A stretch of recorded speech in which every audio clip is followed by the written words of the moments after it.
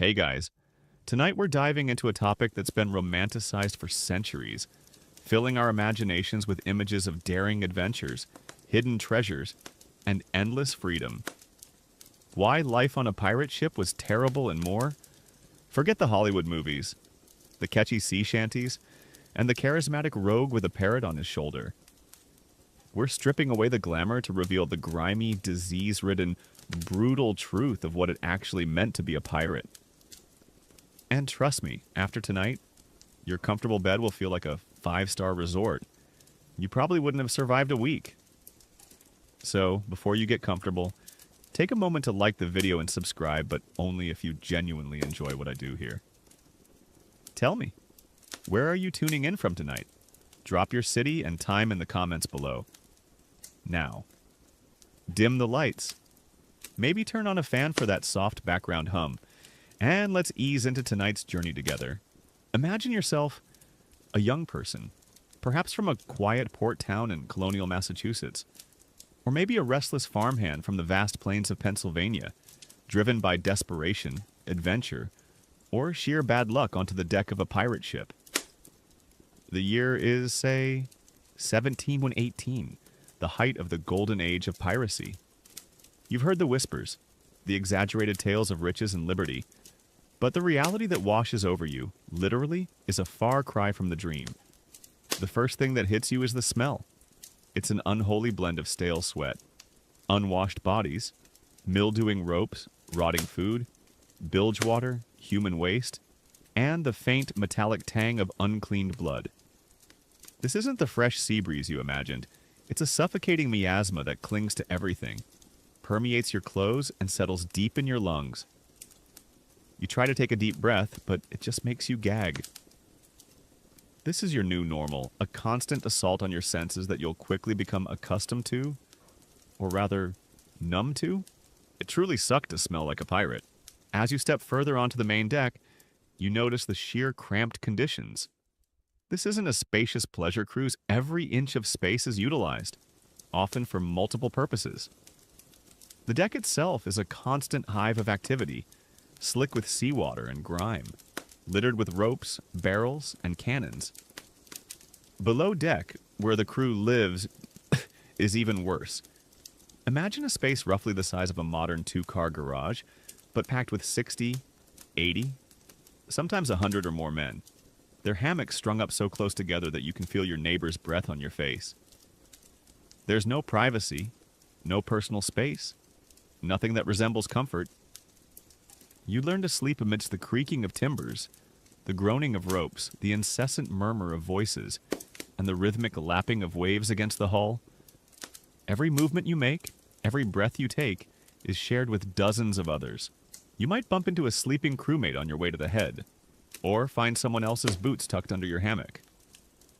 This constant proximity breeds irritation, resentment, and a pervasive sense of claustrophobia that never truly leaves you. Forget having your own room. You're lucky if you can stretch your legs without kicking someone. Your first meal on board is a grim introduction to the appalling diet. Forget fresh vegetables or succulent meats. Your staple will be hardtack, a brick-hard biscuit made of flour and water, often infested with weevils. You'll learn to tap it against the table to knock out the larger insects, or perhaps eat it in the dark to avoid seeing them. Then there's salted beef, or pork, known as salt junk, which is so heavily preserved and old that it's often rock-hard and barely edible, tasting more like brine and leather than meat. You'll gnaw on it, trying to extract any semblance of nutrition, your teeth aching with the effort. Fresh water is a precious commodity, often quickly becoming stagnant and foul-tasting, stored in barrels that breed algae and other unpleasantries.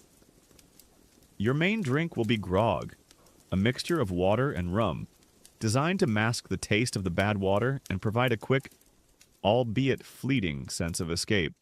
Imagine trying to eat this day after day, week after week, with no variation. Your body constantly craving fresh nutrients. Your palate longing for something, anything, different. You develop a constant, dull ache of hunger, punctuated by the grim reality of each unappetizing meal. It truly sucked to eat pirate food. The lack of hygiene on a pirate ship is something out of a nightmare, easily making life on a Roman legionary march feel like a spa retreat. Remember how we talked about the pervasive discomfort of ancient hygiene in Chapter 2? Well, multiply that by 10, add a constantly rocking ship, and subtract any semblance of privacy or fresh water. Personal cleanliness is a luxury you cannot afford. Bathing is rare, often limited to a quick rinse during a rainstorm if you're lucky, or a dip in the ocean, always with the risk of sharks or drowning. Your clothes are rarely washed, becoming stiff with salt, sweat, and grime, slowly rotting off your body. Lice, fleas, and other parasites are a constant companion, nesting in your hair, your beard, your clothes, causing incessant itching and discomfort. You learn to scratch without thinking, a subconscious movement that becomes part of your identity. The latrine facilities, if they even exist beyond a simple bucket or a designated spot over the side of the ship, are primitive and foul, often overflowing and contributing to the overall stench of the vessel. Imagine the constant, pervasive itch, the greasy hair, the feeling of dirt under your fingernails that never seems to go away. You quickly forget what clean feels like. Then there's the pervasive threat of disease and injury. Forget the romantic notion of a quick sword fight and a triumphant win. Life on board is a constant battle against ailments that modern medicine could clear up with a single pill. Scurvy, caused by a lack of vitamin C, is rampant. You see crewmates with swollen, bleeding gums, loose teeth, extreme fatigue, and open sores that refuse to heal. Your own body feels weak. Your joints ache. And you constantly worry about the telltale signs appearing in your own mouth. Dysentery and other waterborne illnesses sweep through the crew like wildfire, turning bowels into agonizing torrents, weakening already malnourished bodies. A simple cut, even from a rope, can quickly become infected in the unsanitary conditions, festering into a painful, pus-filled wound that could lead to amputation or death. Broken bones are common, from falls during storms or accidents with heavy rigging, and are often set poorly, leading to lifelong deformities or chronic pain. The ship's doctor, if one exists, is likely an uneducated individual with little more than a saw, some basic herbs, and a bottle of rum for anesthetic. Imagine the terror of seeing a fellow crewmate's leg being amputated on the mess deck, without proper sterilization, the screams echoing through the cramped quarters. You know that if it happens to you, your chances of survival are slim. It truly sucked to get sick or injured on a pirate ship. A curious detail often overlooked about pirate ships is the prevalence of accidental injuries from ship's rigging and equipment, rather than just combat. While battles were certainly dangerous, the daily operation of a large sailing vessel was fraught with peril. A sudden shift in the wind could send a heavy boom swinging, knocking a man overboard or crushing him against the mast. Loose ropes could trip unwary sailors, sending them tumbling from the high spars. Cannons, though powerful, were notoriously dangerous to operate, prone to misfires or backfiring, leading to horrific burns or dismemberment. Even simple tasks like hoisting sails or trimming lines required immense strength and coordination, and a single mistake could lead to a fall from a great height onto the unforgiving deck below. These seemingly mundane accidents contributed significantly to the daily danger of pirate life, reminding you that even on calm days, the ship itself was a silent, peculiar threat. Historians still widely debate the true number of pirates who died from disease or accidental injury versus those who died in combat or by execution, with some suggesting that disease and accident were far more common killers, which would significantly impact our understanding of the overall risk profile of a pirate's life. The ever-present psychological burden on a pirate ship is immense. A pervasive paranoia that would make a ninja's life in the shadows feel like a stroll in the park. Remember how we talked about the psychological toll of anonymity and deception in Chapter 6? Well, on a pirate ship, you're constantly looking over your shoulder, not just for the authorities, but for your own crewmates. Trust is a fleeting concept. Everyone is armed, and temperaments are short, fueled by alcohol, hunger, and the constant stress of the sea. A perceived slight, a dispute over plunder, or even a simple misunderstanding can escalate quickly into a violent confrontation. You learn to sleep with one eye open, your pistol or cutlass within easy reach. The threat of mutiny is a constant shadow, both from within your own crew if the captain is deemed incompetent or unjust, or if you yourself decide to rebel against a tyrannical leader. You're constantly weighing allegiances, wondering who you can truly rely on, and who might turn on you for a larger share of the loot, or to curry favor with a new captain. This perpetual state of suspicion erodes your ability to form genuine connections, leaving you isolated even amidst 100 men. Imagine trying to relax, knowing that the man sleeping in the hammock above you might just as easily slit your throat for your meager share of silver as share a laugh with you. The constant threat of capture and the grim fate that awaited pirates if caught is another terrifying reality. The golden age of piracy was also an age of brutal justice. If your ship was boarded by a naval vessel, or if you were simply unfortunate enough to be identified and apprehended on shore, your fate was almost sealed. There were no trials with legal representation as we understand them today. You were often tried by an admiralty court, where the deck was stacked against you. The sentence for piracy was almost universally death by hanging. And it wasn't a quick, merciful end. Executions were public spectacles, often carried out at Execution Dock in London or similar locations in colonial ports like Boston or Port Royal. Your body might be left hanging in chains for days, weeks, or even months, as a gruesome warning to others. Imagine the chilling sight of those decaying corpses, swaying in the wind, a silent testament to the consequences of your chosen path. You live with the constant knowledge that every successful raid, every fleeting moment of freedom, brings you one step closer to that ultimate, humiliating end. This isn't a theoretical risk. It's a very real, very public form of capital punishment designed to instill terror. It truly sucked to face the gallows. Even when not actively engaged in battle, the ship itself was a peculiar kind of prison, isolating you from the rest of the world. Forget about visiting family, settling down, or building a stable life. Your existence is defined by the confines of the wooden hull, always moving, always searching for the next prize. You are a pariah to civilized society, unable to return home without facing arrest. Every port visit is a dangerous gamble, a fleeting moment of debauchery before the inevitable pursuit by naval ships or bounty hunters. You are cut off from news, periphery, from culture, from any sense of belonging beyond your transient crew. This forced isolation, this constant state of being an outcast, wears down your spirit, leaving you feeling adrift not just on the ocean, but in life itself. You witness countless sunrises and sunsets over the vast, empty expanse of the sea, each one a reminder of how far you are from anything resembling a normal life, and how little control you have over your own destiny. The brutal discipline on a pirate ship, while sometimes more democratic than a Navy vessel, could be equally, if not more, terrifying. While captains were often elected and subject to the crew's will, ensuring some form of checks and balances, breaches of the pirate code were met with swift and severe punishment. Forget military tribunals or appeals processes. Your crewmates were your judges, and their justice was harsh. Common punishments included flogging, whipping, often with a cat o' nine tails, leaving your back a bloody mess and scarring you for life.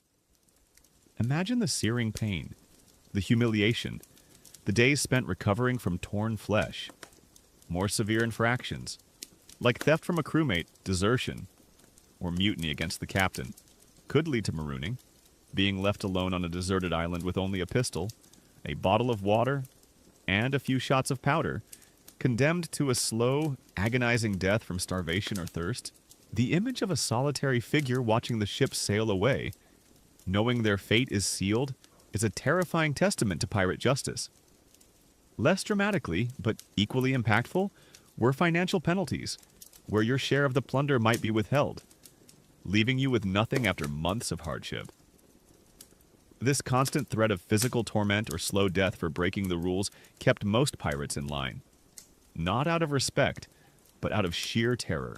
One aspect of pirate life rarely depicted is the long periods of extreme boredom and monotony between raids. While the moments of battle were intense and chaotic, they were often separated by weeks or even months of tedious sailing.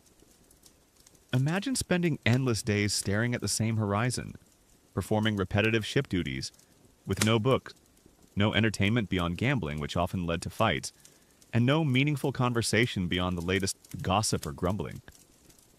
The vast emptiness of the ocean can be maddening, and the lack of mental stimulation can be as draining as any physical labor. You might attempt to pass the time by carving small trinkets, mending your clothes, or simply staring blankly at the waves. The rum offers a temporary escape, but its effects fade, leaving you more listless than before. This relentless monotony, punctuated by moments of extreme terror or physical discomfort, creates a peculiar kind of psychological fatigue that grinds down even the most adventurous spirit. It makes those wild parties on Tortuga seem less like celebrations and more like desperate attempts to escape the crushing weight of boredom and despair. Historians still widely debate the true level of democracy on pirate ships versus the actual authority wielded by powerful captains, and whether the pirate code was a truly egalitarian system or a practical means to maintain order among a volatile crew. The cumulative physical degradation of life on a pirate ship is often overlooked. You are constantly exposed to the elements, the blistering sun, the drenching rain, the freezing spray. Your skin becomes leathery and cracked, your eyes squinting against the glare. Your hands are perpetually sore and calloused from handling ropes and weapons. Your body aches from constant motion, from hauling heavy loads, and from inadequate rest. You rarely experience a full night's undisturbed sleep, constantly being woken by the rocking of the ship, the cries of the watch, or the general cacophony of life at sea. Malnutrition weakens your bones and muscles, making you more susceptible to injury and illness. The cumulative effect of these hardships is a body that ages rapidly, worn down by the constant struggle for survival. You might be only 30, but you look 50, your face etched with lines of fatigue and hardship. Your teeth rot from scurvy and poor hygiene, making every bite a painful ordeal. And this isn't just about surviving a battle, it's about enduring a relentless assault on your physical being, slowly but surely stripping away your health and vitality. It truly sucked to be a pirate for your body. And finally, the terrible legacy of a pirate's life, even if you manage to survive. There's no heroic retirement, no warm welcome back into society. You are a marked man, a fugitive. Your name is often synonymous with villainy, your actions remembered for their brutality rather than any daring feats. You are forced to live in constant hiding, always fearing recognition, always wary of strangers. The riches you accumulated are often fleeting, quickly spent on fleeting pleasures, leaving you no better off than when you started. You have sacrificed your home, your family, your reputation, and your health for a life that, in reality, offered little but hardship, fear, and a high probability of a gruesome end. The romantic ideal of freedom turns into a cage of paranoia and isolation.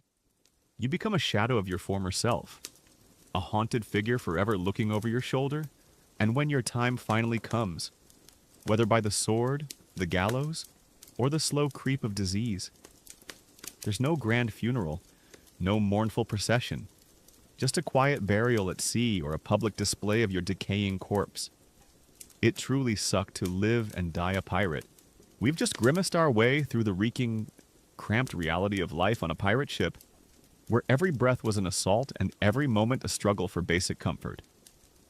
If Chapter 1 left you deeply appreciative of indoor plumbing and fresh food, tonight we delve further into the horrors of the high seas, focusing on the insidious threats that gnawed at a pirate's body and soul. Threats far more common than any daring swordfight food. Filth and famine. A constant struggle for sustenance. You're about to discover how the very act of survival, from eating to staying clean, was a daily gauntlet of disgust and desperation. Painting a much grimmer picture than any peg-legged caricature, imagine yourself, still on that creaking, perpetually damp pirate vessel, somewhere off the coast of the Carolinas.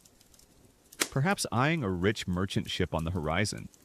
But your mind isn't on plunder, it's on your stomach. The dull ache of hunger is a constant companion, a gnawing presence that never truly subsides. We briefly touched on hardtack and salt junk in the last chapter, but let's truly marinate in the grim reality of this diet. Hardtack, or ship's biscuit, isn't just hard, it's often rock solid, requiring a good soaking in water or grog just to make it chewable. And the weevils. Oh, they're not just a possibility, they're a guarantee. These small, beetle-like insects burrow into the biscuits, turning them into a living, crawling protein supplement. You'd see crewmates tapping their biscuits against the table, a rhythmic, resigned gesture to dislodge the larger, more visible critters. But the smaller ones, well, those you just ate, imagine the crunch, the slight bitter taste, the unsettling knowledge that you're consuming insects with every bite. It truly sucked to eat weevils. Then there's the salt junk, that heavily salted beef or pork that was supposed to last for months, if not years. It's often so old, so tough, and so saturated with brine that it's barely recognizable as meat.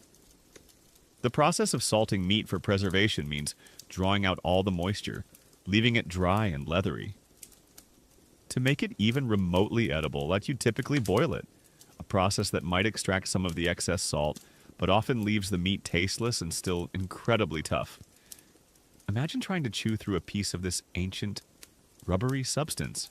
Your jaw aching, your teeth struggling to tear off a piece. The nutritional value. What little was left was negligible. And the taste. Let's just say it made plain water seem like a gourmet beverage. You'd dream of a fresh apple, a crisp piece of bread, a savory vegetable, but those were luxuries only found on land, and then, only rarely. The scarcity of fresh water is another terrifying reality. Water barrels on a ship, even if meticulously cared for, rarely stayed truly fresh for long. Stagnation, algae growth, and bacterial contamination were inevitable. You'd ladle out a cup of water, often finding it cloudy, smelling faintly of mold or worse, and tasting distinctly foul. This wasn't just unpleasant, it was dangerous. Contaminated water was a primary source of diseases like dysentery, which would sweep through a crew with devastating speed. You'd witness men suffering from severe diarrhea, dehydration, and crippling abdominal pain, their bodies quickly wasting away, and you'd know that with every sip, you were gambling with your own health. The only way to mask the taste and kill some of the microbes was to mix the water with alcohol, usually rum, creating grog. This daily ration of grog provided a temporary escape from the grim reality, a fleeting warmth in your belly, but it also contributed to a constant state of mild inebriation, making judgment cloudy and tempers short. Imagine being constantly thirsty, yet dreading the taste of the only available liquid. A common historical truth is that scurvy was the most devastating disease on long sea voyages, including pirate voyages, often killing more sailors than combat or shipwrecks. It was caused by a severe deficiency of vitamin C, leading to symptoms like swollen, bleeding gums, loose teeth, extreme fatigue, joint pain, open sores that wouldn't heal, and eventually death, particularly after months at sea without fresh fruits or vegetables.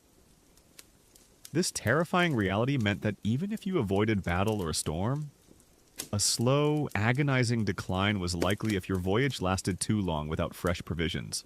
But the lack of fresh food and water wasn't the only dietary horror. Imagine the vermin that shared your ship, and sometimes your food. Rats, bold and numerous, scurried through the hold, gnawing on ropes, contaminating provisions, and sometimes even biting sleeping crew members. You'd see them everywhere, darting through the shadows, boldly scavenging crumbs on the mess deck, or even dropping from the rigging. And mice, equally ubiquitous, nibbled at anything edible, leaving their droppings as a constant reminder of their presence. You might occasionally try to catch them, not out of sport, but out of desperation, perhaps to supplement your meager diet. But the fight against them was a losing battle. They bred faster than you could hunt, Then there's the unspeakable lack of hygiene, which extended far beyond your person. The ship itself was a breeding ground for filth. Bilge water, the stagnant water that collected in the lowest part of the hull, was a festering soup of human waste, rotting food, rat droppings, and seawater that had seeped in. The smell from the bilge could be overpowering, a truly stomach-churning stench that permeated the entire ship, especially below deck. There was no real ventilation, so the foul air just hung heavy, making every breath feel thick and oppressive. You'd quickly learn to hold your breath when passing certain areas, or simply accept the constant odor as part of the ship's fabric. Personal hygiene, as we discussed, was practically non-existent. Bathing was a rare luxury. Imagine weeks, perhaps months, without a proper wash. Your skin feeling grimy, your hair matted and greasy. The salt spray from the ocean dried on your skin, leaving a crusty layer that rubbed off in flakes.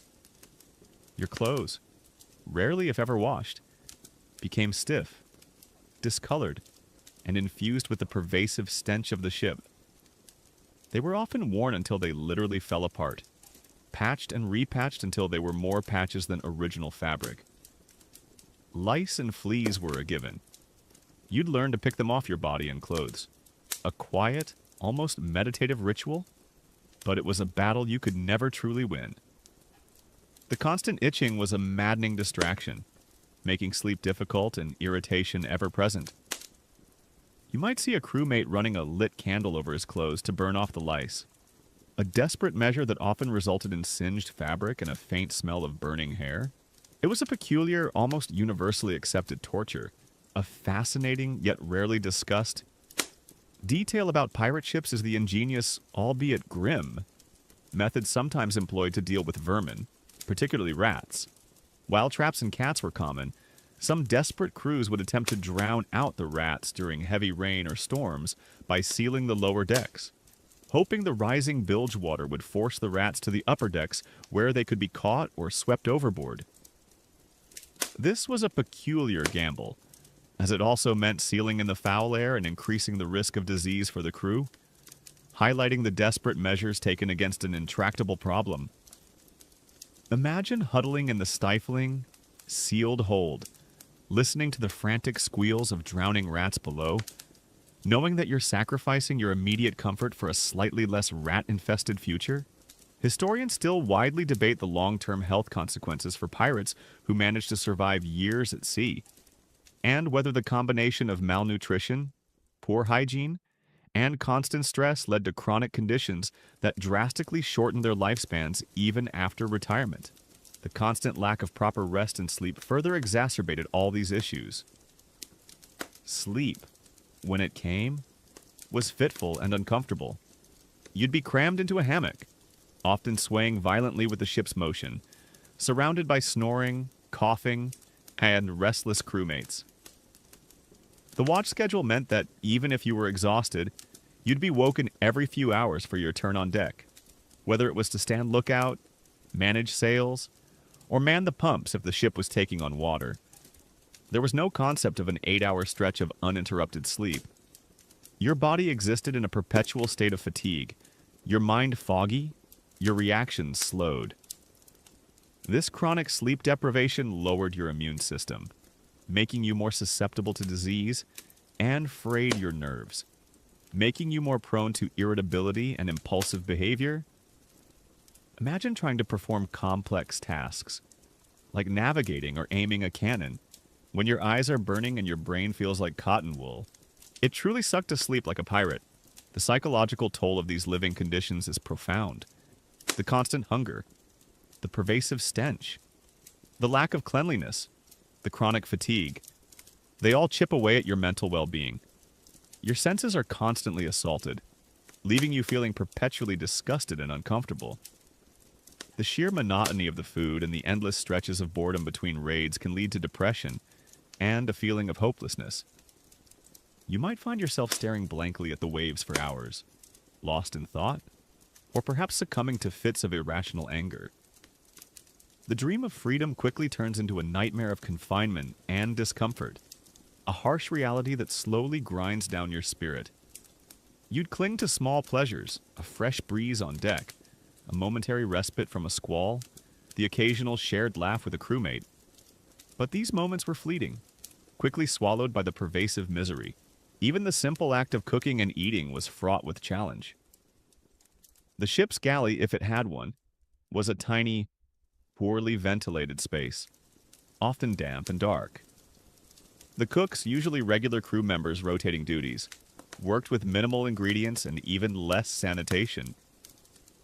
Food was often prepared in large communal pots, exposed to the elements and the ever-present vermin. Imagine sitting down to a meal, your bowl filled with a watery stew of salt junk, and perhaps some meager, moldy dried peas, while the ship pitches violently, making it difficult to keep your food from spilling. There's no dining etiquette, no clean utensils, just hungry men wolfing down their meager portions before the next watch. The sense of desperation at mealtimes was palpable, a stark reminder of the precariousness of your existence. You ate not for enjoyment, but for survival, your body demanding calories even as your palate recoiled. It made the daily chore of eating more of a grim necessity than a pleasurable act. Historians still widely debate the extent to which the general health and physical condition of pirate crews deteriorated over time, and whether prolonged voyages without access to fresh provisions significantly hampered their fighting effectiveness during long campaigns. The very architecture of the ship itself contributed to this pervasive misery. Wooden ships, by their nature, are prone to dampness. Seawater constantly washed over the decks during storms, seeped through the seams, and condensed in the lower holds. Everything was perpetually damp, leading to mildew, rot, and a chilling dampness that seeped into your bones. Your clothes were never truly dry, your hammocks always slightly clammy. This constant dampness exacerbated joint pain, made skin conditions worse, and contributed to the spread of respiratory illnesses. There was no way to properly dry your belongings, so you simply learned to live with the perpetual clamminess, shaking out your hammock each morning in a futile attempt to air it out. It was a peculiar kind of damp purgatory. Think about the smell again. Remember how we started with it? It's not just the smell of unwashed bodies, it's the smell of old wood, perpetually wet and rotting. It's the lingering odor of gunpowder from the last battle, mixing with the reek of tar and pitch used to seal the hull. It's the pungent aroma of fermented rum sloshing in barrels, often mixed with the acrid stench of vomit after a particularly rough patch of sea. And, of course, the ever-present, cloying smell of human waste, often just a bucket away from where you eat and sleep. This constant olfactory assault wore you down, making you perpetually nauseous, or simply deadening your sense of smell altogether. You'd come to associate certain odors with specific miseries, the sharp tang of a storm approaching, the sickly sweet scent of disease. It was a multi-sensory punishment that never ceased. So, while the stories speak of treasure and daring, the lived experience of a pirate was far more mundane and far more horrifying. It was a daily battle against hunger, disease, filth, and the relentless discomfort of the sea. Every meal was a test of your stomach. Every night a fight for a few hours of uneasy sleep. And every breath a reminder of the putrid confines of your wooden prison. You weren't a hero, you were a survivor, perpetually on the edge of starvation, sickness, and despair. Living a life that truly sucked in ways most of us can barely imagine. You quickly realized that any treasure you found was just a temporary reprieve from the constant misery. A fleeting attempt to buy comfort in a life designed for anything but. We've just navigated the treacherous waters of pirate sustenance and sanitation, where weevils were protein and every breath was a noxious gamble. If Chapter 2 left you counting your blessings for clean water and pest-free pantries, tonight we plunge into the truly horrifying domain of disease, injury, and desperate cures. A medical nightmare at sea. You're about to discover how the slightest cut could become a death sentence, how pain was an unavoidable constant, and how the doctor on board was often as much a harbinger of doom as a source of relief. Painting a picture that makes modern emergency rooms look like luxury resorts. Imagine yourself, once again, on that perpetually rocking vessel, somewhere in the sun-drenched, yet disease-ridden waters of the Caribbean. The year is still around 1718, and you're perhaps a seasoned pirate now, calloused and hardened, but no less vulnerable to the unseen terrors that lurk in the humid air and stagnant water. Your body, already weakened by malnutrition and chronic sleep deprivation, is a ticking time bomb, susceptible to every ailment that sweeps through the close-quartered ship. The constant dampness. Remember that pervasive clamminess from Chapter 2. It's not just uncomfortable, it's a breeding ground. Every scratch, every splinter, every minor scrape becomes an open invitation for infection. You quickly learn to ignore minor aches and pains, because complaining simply earns you a sneer or a dismissive wave from your crewmates, who are likely suffering just as much, if not more. The most insidious killer, as we touched upon, is scurvy. It's not a sudden, dramatic illness, but a slow, agonizing decline. Imagine your gums swelling, turning purple, and then bleeding at the slightest touch. Your teeth loosening in their sockets until they eventually fall out. You try to eat, but the pain is excruciating. Your joints ache constantly, making every movement a torment. Old wounds that had seemingly healed begin to reopen, weeping fluid and refusing to close. Your skin becomes rough and dry, covered in peculiar dark spots, especially on your legs. You feel a profound, soul-crushing fatigue that drains all energy, leaving you weak and lethargic, barely able to lift a hand. You watch your friends and crewmates succumb to it, their bodies wasting away, their spirits dimming, knowing that you might be next. There's nothing you can do but hope for a port visit with fresh provisions, a hope that often goes unfulfilled for months at a time. It truly sucked to have scurvy, beyond scurvy. A host of other diseases ran rampant through the cramped, unsanitary confines of the ship. Dysentery, that dreaded intestinal affliction, would spread like wildfire. Imagine experiencing continuous, agonizing bouts of diarrhea, often bloody, leading to severe dehydration and electrolyte imbalance. Your body cramps with pain and you're too weak to even stand. You'd witness men collapsing on deck, unable to move, their bodies ravaged by constant fluid loss.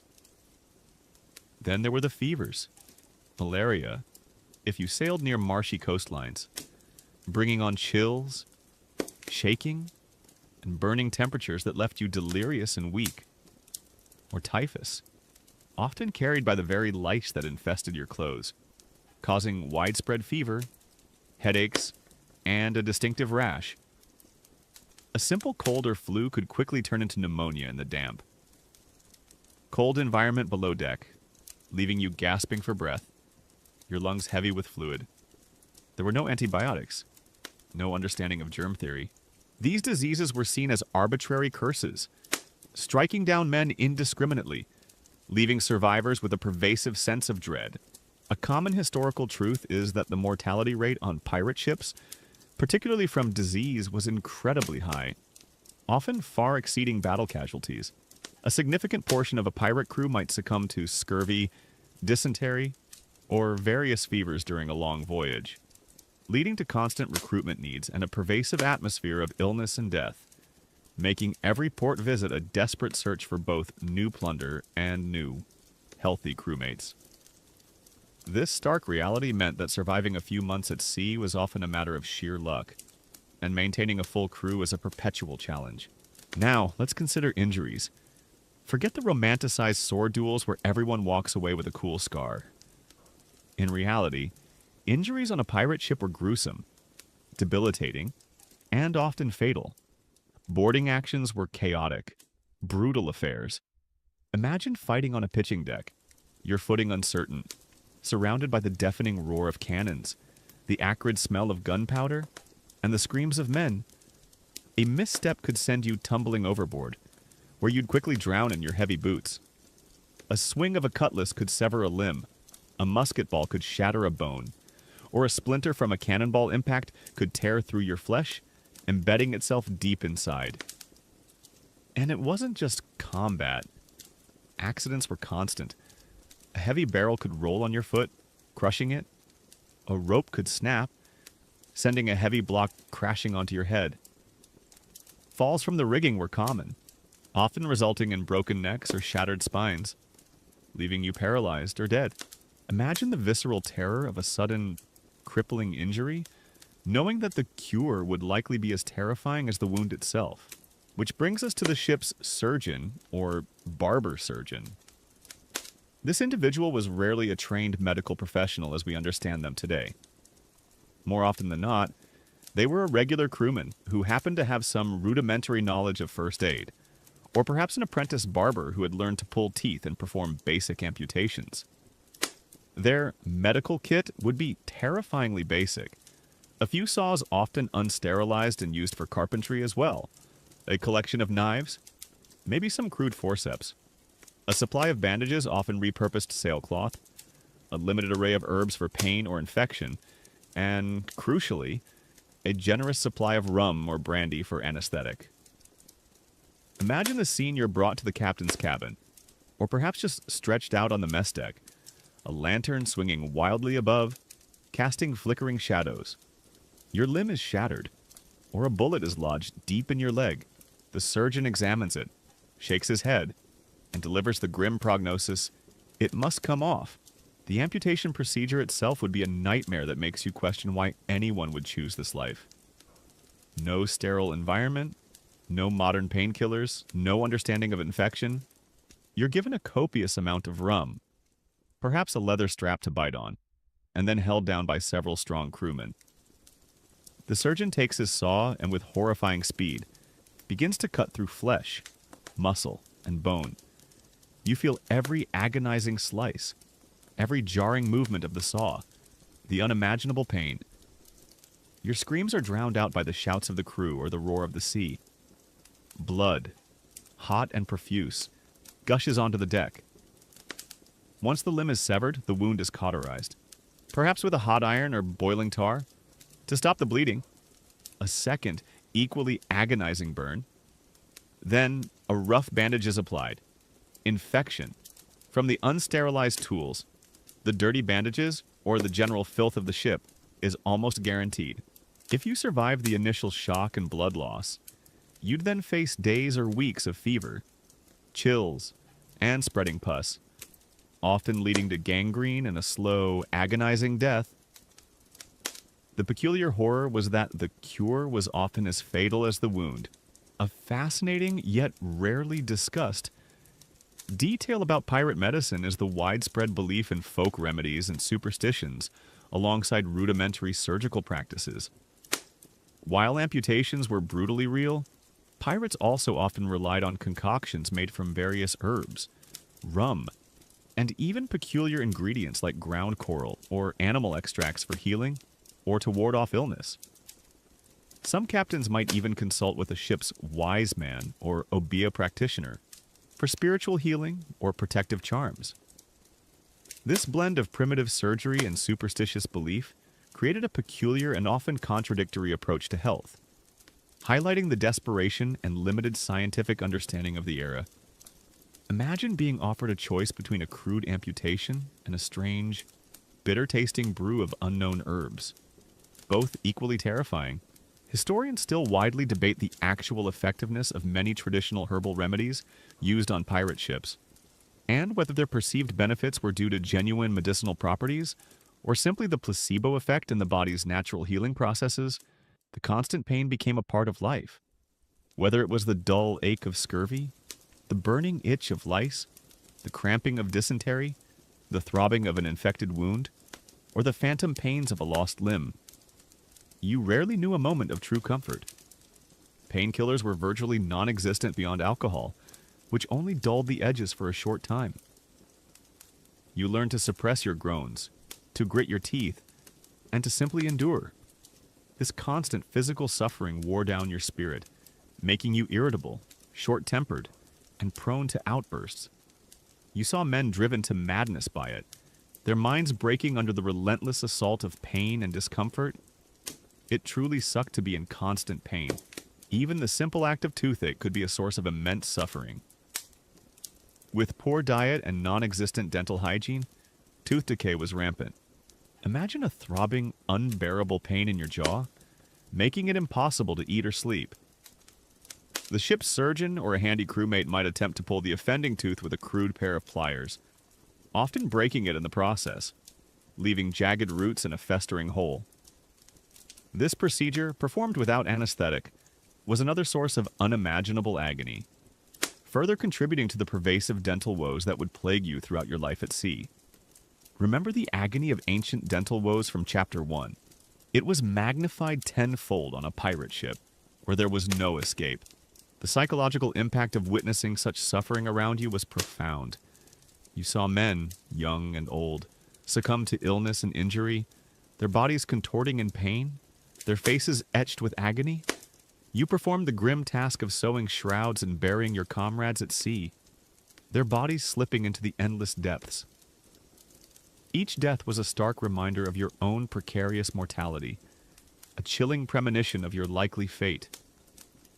You became desensitized to suffering, a necessary coping mechanism, but it also hardened your heart, making you less compassionate, more cynical. The constant presence of death and decay, the ever-present stench of sickness, permeated your existence, leaving you with a profound sense of despair and fatalism. You lived with the knowledge that your own body was fragile, and that at any moment, an unseen illness or a sudden accident could bring about your own gruesome end. The healing process, even for minor injuries, was an excruciating ordeal. Without proper sanitation, even a simple cut could quickly become infected, turning red, swollen, and painfully hot. Pus would form, indicating the body's fight against bacteria. The only treatment would be rough cleaning with salt water or a dilute rum solution, often causing searing pain, followed by a crude bandage. If the infection worsened, leading to an abscess, the only recourse would be to lance it, draining the pus, a horrifying procedure performed with a sharp, unsterilized blade. Imagine the burning sensation, the relief when the pressure is released, followed by the lingering fear that the infection hasn't truly gone away. The long recovery times meant you were often unable to perform your duties, making you a burden on the crew, adding to your personal stress. Historians still widely debate the exact methods used by pirates to treat specific tropical diseases like malaria or yellow fever, and whether any of their experimental remedies provided genuine relief or simply hastened the demise of the afflicted. So, while the stories of pirate life might romanticize the freedom of the open sea, the reality was a constant, terrifying battle against the ravages of disease and injury. Your body was your most valuable asset, and it was constantly under assault, slowly breaking down under the relentless pressure of unsanitary conditions, poor nutrition, and the sheer brutality of shipboard life. You were always one fever, one infection, one broken bone away from a slow, agonizing death, with no hope of a clean bed or a skilled physician. It truly sucked to live in such a medically primitive and dangerous environment, making every sunrise a silent prayer for continued, precarious health. We've just sailed through the gruesome infirmary of a pirate ship, where the odds of surviving an illness or injury were stacked terrifyingly against you. If Chapter 3 left you wincing at the thought of a crude amputation, and forever grateful for modern medicine, tonight we shift our focus from the physical torments to the societal structures, or lack thereof, on the high seas. Brutal discipline and the pirate code, justice on the high seas. You're about to discover a world where democracy was strangely intertwined with merciless punishment, where a captain's authority was tenuous, and where justice was swift, harsh, and utterly unforgiving, making every transgression a direct threat to your very existence. Imagine yourself, now a permanent fixture on that creaking, odoriferous pirate ship, having survived the initial shock of the living conditions, and perhaps even a brush with scurvy. You're somewhere off the bustling shipping lanes near the coast of Florida, perhaps lurking in the shallow waters of the Florida Keys, waiting for a fat merchant ship to come into view. You've heard the talk, the legends of pirate freedom, of men ruling themselves, but the reality is far more nuanced and far more dangerous. While it's true that pirate ships often operated under a unique form of democracy, a stark contrast to the brutal authoritarianism of naval vessels or merchant ships, this didn't mean a life free from rules. In fact, the Pirate Code, or Articles of Agreement, was a surprisingly detailed and incredibly strict set of rules that every man on board was expected to sign or swear to, usually with a chilling oath. This wasn't some suggestion, it was the law of the ship, enforced by your peers, and breaking it meant facing a justice system that had no patience for mercy, unlike the King's Navy, where a captain's word was absolute law, often enforced with arbitrary and sadistic floggings. The pirate captain's authority was often elected and contingent. Imagine this: you, a common crewman, might actually have a say in who leads the ship. This election provided a semblance of control, a feeling that you had a stake in the ship's destiny. However, this power also came with a terrifying caveat: if the captain was deemed cowardly, incompetent, or overly tyrannical, he could be deposed by a vote of the crew, sometimes brutally. This constant need for a captain to earn and maintain the respect of his volatile crew kept them on a razor's edge, balancing authority with the ever-present threat of mutiny from within. It truly sucked to be a pirate captain trying to keep order. A common historical truth is that pirate ships often operated under a democratic system where the captain was elected by the crew, and major decisions regarding navigation, targets, and division of plunder were put to a vote, making them unique in an era of strict hierarchical command. However, this democracy only applied to major decisions, and once in battle or facing an immediate threat, the captain's authority was absolute, with strict rules and harsh punishments for insubordination. This dual system of democratic election and absolute combat authority created a volatile yet surprisingly effective operational structure. The punishments for violating the pirate code were severe, often disproportionate by modern standards, and designed to instill fear and maintain order among a rough and desperate crew. Forget community service or a stern talking to. Justice was swift and often brutally public. For minor offenses, such as fighting among crewmates or failing to keep your weapons clean, you might face flogging. Imagine being tied to the mast, your back bared, as a strong crewmate lays into you with a cat o' nine tails, a whip with multiple knotted thongs designed to tear flesh. Each lash would send a searing pain through your body, leaving deep, bloody welts and permanent scars. The humiliation of being publicly flogged, your screams echoing across the deck, was almost as bad as the physical pain. You'd spend days recovering, unable to properly lie down, every movement a fresh agony. You'd see crewmates enduring this, their stoic faces grimacing, and know that you were always one wrong step away from experiencing it yourself. For more serious offenses, the punishments escalated dramatically. Theft from a crewmate was considered a heinous crime, as it undermined the fragile trust and camaraderie essential for survival. Imagine stealing a fellow pirate's share of loot or a prized possession. If caught, you might face the brutal punishment of marooning. This involved being left alone on a deserted island, often with just a pistol, a small amount of powder, and a single bottle of water. Your former comrades would sail away, leaving you to face a slow, agonizing death by starvation, thirst, or exposure. Imagine the terror of watching the ship disappear over the horizon, knowing you are utterly alone. The endless expanse of the ocean your only companion, your only hope the slim chance of rescue or discovery. The psychological horror of such an abandonment, knowing your own brothers had condemned you, was perhaps worse than the physical suffering. It truly sucked to be marooned. A fascinating, yet rarely discussed detail about the pirate code is the inclusion of specific clauses regarding the treatment of women and children, often explicitly prohibiting their abuse on board. A surprising contrast to the brutal realities of the era. While certainly not a universal rule and often honored in the breach, some pirate articles notably outlawed rape and forced servitude. sometimes imposing death as a penalty for such acts. This peculiar glimpse into a semblance of justice within an outlaw society highlights the complex and often contradictory moral framework that sometimes governed pirate crews going, or perhaps served as a pragmatic measure to maintain internal order and external reputation. Imagine the odd relief, knowing that at least some rules, however inconsistently applied, aim to prevent the absolute worst excesses. Historians still widely debate whether these protective clauses in pirate codes were genuinely humanitarian in nature, or simply pragmatic attempts to maintain order, prevent internal dissent, or improve their image to potential recruits, which would significantly impact our understanding of pirate morality. Then there was the constant threat of insubordination or mutiny.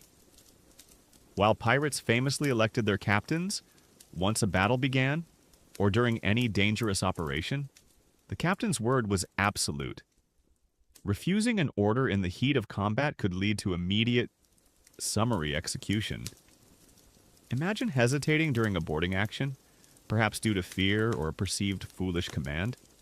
The captain, or even a senior crewmate, might instantly run you through with a sword or shoot you, right there on the deck, to maintain discipline and prevent panic from spreading. There was no time for deliberation, no appeals. This draconian measure ensured immediate obedience, but it also created an atmosphere of fear, where a moment of weakness could cost you your life at the hands of your own crew. Even gambling was often strictly regulated or prohibited in some pirate codes. While it might seem like a minor offense, excessive gambling could lead to disputes, debt, and violent arguments among crewmates, undermining the fragile unity of the ship. Punishments for gambling infractions might involve public shaming, loss of plunder, or even flogging. This emphasis on maintaining harmony, even in seemingly minor areas, underscores the precarious balance required to keep a pirate crew from devolving into complete chaos. Imagine trying to unwind after a tense raid, only to be caught in a forbidden card game, knowing the severe consequences if you're discovered. It was a peculiar form of control, even in a life supposedly dedicated to freedom. The constant threat of being captured by naval forces and facing formal justice was a pervasive fear that also shaped pirate discipline. Pirates knew that if caught, they faced almost certain death by hanging. This chilling reality fostered a no quarter given, no quarter asked mentality in combat, where surrendering was rarely an option. It also meant that severe punishments for those who showed cowardice or attempted to flee during a battle were common, as such actions endangered everyone's life and liberty. Imagine knowing that both your crew and the King's Navy offered equally terrifying consequences for missteps, forcing you into a constant state of high stakes, life or death decisions. This double-edged sword of justice made every encounter perilous. The division of plunder was another area where the pirate code was surprisingly strict, and any deviation could lead to severe consequences. Most pirate articles stipulated a fair distribution system, usually giving the captain a slightly larger share, 1.5 or 2 shares, but ensuring that every crewman received a portion, with specific provisions for those who lost limbs or suffered debilitating injuries in battle, often receiving a larger sum as compensation. This system was designed to prevent squabbling and maintain morale. However, any attempt to hoard loot, cheat, or hide plunder was met with extreme wrath. Imagine trying to secretly squirrel away a few extra coins, knowing that if discovered, you could face marooning or even a bullet to the head. This peculiar emphasis on fair distribution, even among criminals, highlights the practical necessity of cooperation and shared risk in a pirate enterprise.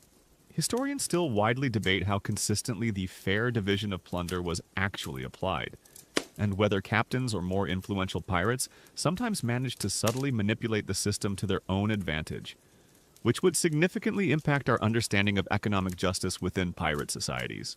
The role of the quartermaster is a unique aspect of pirate discipline that often goes overlooked, more than just a logistical officer. The quartermaster was often elected by the crew and served as a counterbalance to the captain's authority. He was responsible for distributing plunder, punishing minor offenses, and even representing the crew's grievances to the captain. In many ways, he was the true embodiment of the pirate democracy. Imagine appealing to the quartermaster for a dispute, knowing that his decision carried significant weight and that he served as your advocate against potential tyranny from the captain. This peculiar check and balance system was a far cry from the hierarchical structures of the legitimate navies, and a testament to the pirates' desperate need for internal stability. It truly sucked to be a quartermaster, mediating endless disputes among a crew of volatile outlaws. Even simple drinking could be regulated. While rum was plentiful, and drunkenness common, some pirate codes specifically forbade excessive drinking during watches or immediately before battle. The goal was to maintain a level of readiness and prevent a drunken stupor from jeopardizing the ship or the crew's safety. Imagine being thirsty for grog, but having to restrain yourself, knowing that an uninhibited drink could lead to severe punishment if it interfered with your duty. This peculiar restriction on a supposed freedom highlights the practical needs of survival at sea. The psychological burden of living under such a code was immense. You existed in a constant state of vigilance, not just for enemy ships, but for your own actions and the actions of your crewmates. Every decision, every interaction, was weighed against the potential consequences of the pirate code. You learned to suppress your impulses, to watch your words, and to fit seamlessly into the rough and tumble culture of the ship. The camaraderie, even when it existed, was often tinged with an underlying tension, a sense that your life was always ultimately in the hands of your peers. There was no escaping the rules, even if you were thousands of miles from any conventional law. The sea provided no refuge from the internal laws you had sworn to uphold. It made the open ocean feel less like a haven and more like a floating courtroom, with every man a potential judge, jury, and executioner. The pirate code, while often seen as a romantic symbol of freedom, was in reality a stark reflection of the harsh necessities of life outside the law. It was a crude but effective system born out of desperation, designed to keep a volatile group of outcasts from tearing each other apart. The justice meted out was brutal, immediate, and inescapable, a constant reminder that your life and your very body were always at the mercy of the collective will of the crew. From the constant threat of flogging to the terrifying prospect of marooning, every day on a pirate ship was a high-stakes gamble where a single misstep could lead to a swift and agonizing end. It truly sucked to live under the pirate code, where freedom came at a terrifyingly high price. We've just navigated the surprisingly democratic, yet utterly merciless world of the pirate code, where every rule broken carried the threat of the lash or the lonely horror of marooning. If Chapter 4 left you pondering the strange balance between freedom and brutal justice, tonight we turn our gaze from the human-made dangers to the raw, untamed power of nature itself, the perils of the sea storms, sickness, and shipwreck. You're about to experience how the ocean, far from being a romantic highway, was a capricious, terrifying force, constantly threatening to swallow you and your ship whole, making every seemingly calm day a temporary reprieve from an inevitable, peculiar confrontation with the elements. Imagine yourself once more aboard that aging, weather-beaten pirate ship, now perhaps hundreds of miles from the nearest coastline, somewhere in the vast, empty expanse of the Atlantic, or maybe creeping through the treacherous, reef-strewn waters of the Bahamas. The sun might be shining, the breeze gentle, but you're never truly at ease. The sea for a sailor is a living, breathing entity, capable of both sublime beauty and unimaginable wrath. Every creak of the timbers, every shift in the wind, sends a ripple of unease through the crew. You live in a constant state of low-level anxiety, always scanning the horizon, not just for merchant ships or naval patrols, but for the telltale signs of a brewing storm. This isn't like checking a weather app on your phone. This is raw, instinctual meteorology, passed down through generations of hard-won experience. It truly sucked to be constantly worried about the weather. The most dramatic and immediate threat from the sea is, of course, the storm. Forget a cozy evening in your house while the rain patters gently outside. A storm at sea, especially a powerful squall or hurricane, is a terrifying, overwhelming assault on every sense. Imagine the sky darkening with ominous speed, the wind picking up. At first a mournful howl, then a shrieking gale that tears at the sails. The ship, which usually feels stable, begins to pitch and roll violently. First gentle undulations, then sickening lurches that send loose objects crashing across the deck. Waves, once mere ripples, become monstrous, towering walls of water, crashing over the bow, sweeping men and gear overboard. You're soaked to the bone in an instant, salt spray stinging your eyes, the deck slick and treacherous underfoot. Your job during a storm is sheer, desperate survival. You cling to ropes, to the mast, to anything that offers purchase, trying to keep from being thrown across the deck or washed overboard. You're ordered to scramble aloft to furl the sails, a terrifying task in a raging wind. Your body battered by the gale, your hands numb with cold and wet. One slip, one moment of weakness, and you plummet into the churning abyss below, a tiny speck swallowed by the towering waves. Below deck, it's a claustrophobic nightmare of crashing barrels, swinging hammocks, and the groaning, splintering sounds of the ship's timbers straining against the immense forces. You can hear the roar of the wind, the crash of the waves, and the desperate shouts of your comrades, all combining into a symphony of terror. You're constantly checking for leaks, manning the pumps to keep the ship from taking on too much water, your muscles burning with the endless labor. And through it all, the knowledge that the ship could split apart, capsize, or be dashed against hidden rocks at any moment is a chilling companion. It truly sucked to ride out a storm. A common historical truth is that shipwrecks due to storms. Navigational errors or hitting uncharted reefs were an incredibly common occurrence during the golden age of piracy, often leading to the complete loss of the ship and most of its crew. The vast majority of pirates who perished at sea did so not from combat, but from the brutal indifference of nature. With even experienced crews vulnerable to the sudden and overwhelming power of oceanic squalls and hurricanes. This stark reality made every successful passage a testament to both skill and sheer luck. Beyond the immediate terror of the storm, there is the lingering danger of damage. If your ship survives, it's likely battered. Masts might be splintered, sails ripped to shreds, rigging torn, and the hull might be leaking. Your job then shifts to frantic repairs, often in rough seas, trying to patch holes, mend sails, and jury-rig essential equipment. If the damage is severe, the ship becomes slowly waterlogged, heavy and sluggish, every moment bringing it closer to the inevitable foundering. You work exhaustedly, bailing water, sewing canvas, praying that you have enough supplies and skilled hands to keep your floating prison from sinking. This struggle against the sinking ship is a slow, agonizing descent into despair. As you watch your world slowly disappear beneath the waves, then there's the peculiar peril of being becalmed. Imagine the opposite extreme. The wind dies completely, the sails hang limp, and the ocean turns into a vast, glassy mirror. While seemingly peaceful, this too is a terrifying situation for a sailing ship. You are utterly stranded, adrift in the vast emptiness. Your water supply, already precious, dwindles, and fresh food quickly spoils in the tropical heat. The sun beats down mercilessly, dehydrating you, leaving you parched and desperate. Days stretch into weeks, the monotony broken only by the relentless sun and the growing despair. The psychological toll of being utterly helpless, at the mercy of currents and the distant hope of a breeze, is immense.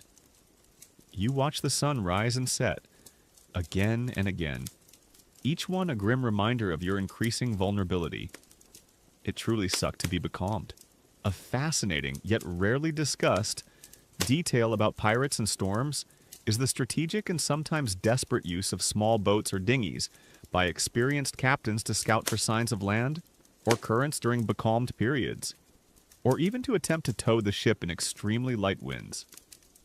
While seemingly futile for a large vessel, these attempts highlight the extreme measures taken to escape the silent, psychological torment of being stranded. Imagine being one of those men, rowing endlessly under a scorching sun, your arms aching, your hope dwindling with every stroke, knowing that the survival of the entire ship rests on your peculiar, Desperate labor. Historians still widely debate the long-term effects of extreme heat and dehydration on the cognitive abilities of sailors during prolonged becalmed periods, and whether it significantly impaired their decision-making in critical situations. The threat of running aground or hitting uncharted reefs was another silent killer. The Caribbean, a prime hunting ground for pirates, is littered with treacherous reefs and shallow waters. Navigation in the 18th century was far from precise, relying on crude charts, dead reckoning, and celestial observations. A single miscalculation, a moment of inattention, or an unexpected current could send your ship scraping onto a coral reef or crashing into submerged rocks. Imagine the sudden, horrifying jolt, the grinding sound of wood tearing against stone, the immediate lurch as the ship is impaled. Panic would erupt. The ship would quickly begin to take on water, timbers splintering, and you'd face the immediate choice attempt to salvage what you could, or abandon ship for a tiny, often inadequate, lifeboat, hoping to reach a distant shore before starvation or thirst claimed you. The peculiar terror here was the suddenness of the catastrophe, turning a moment of calm into a fight for survival against a hidden, unforgiving adversary. It truly sucked to run aground.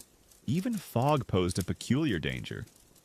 While seemingly harmless, a dense fog could completely disorient a ship, making it impossible to navigate by sight or celestial bodies.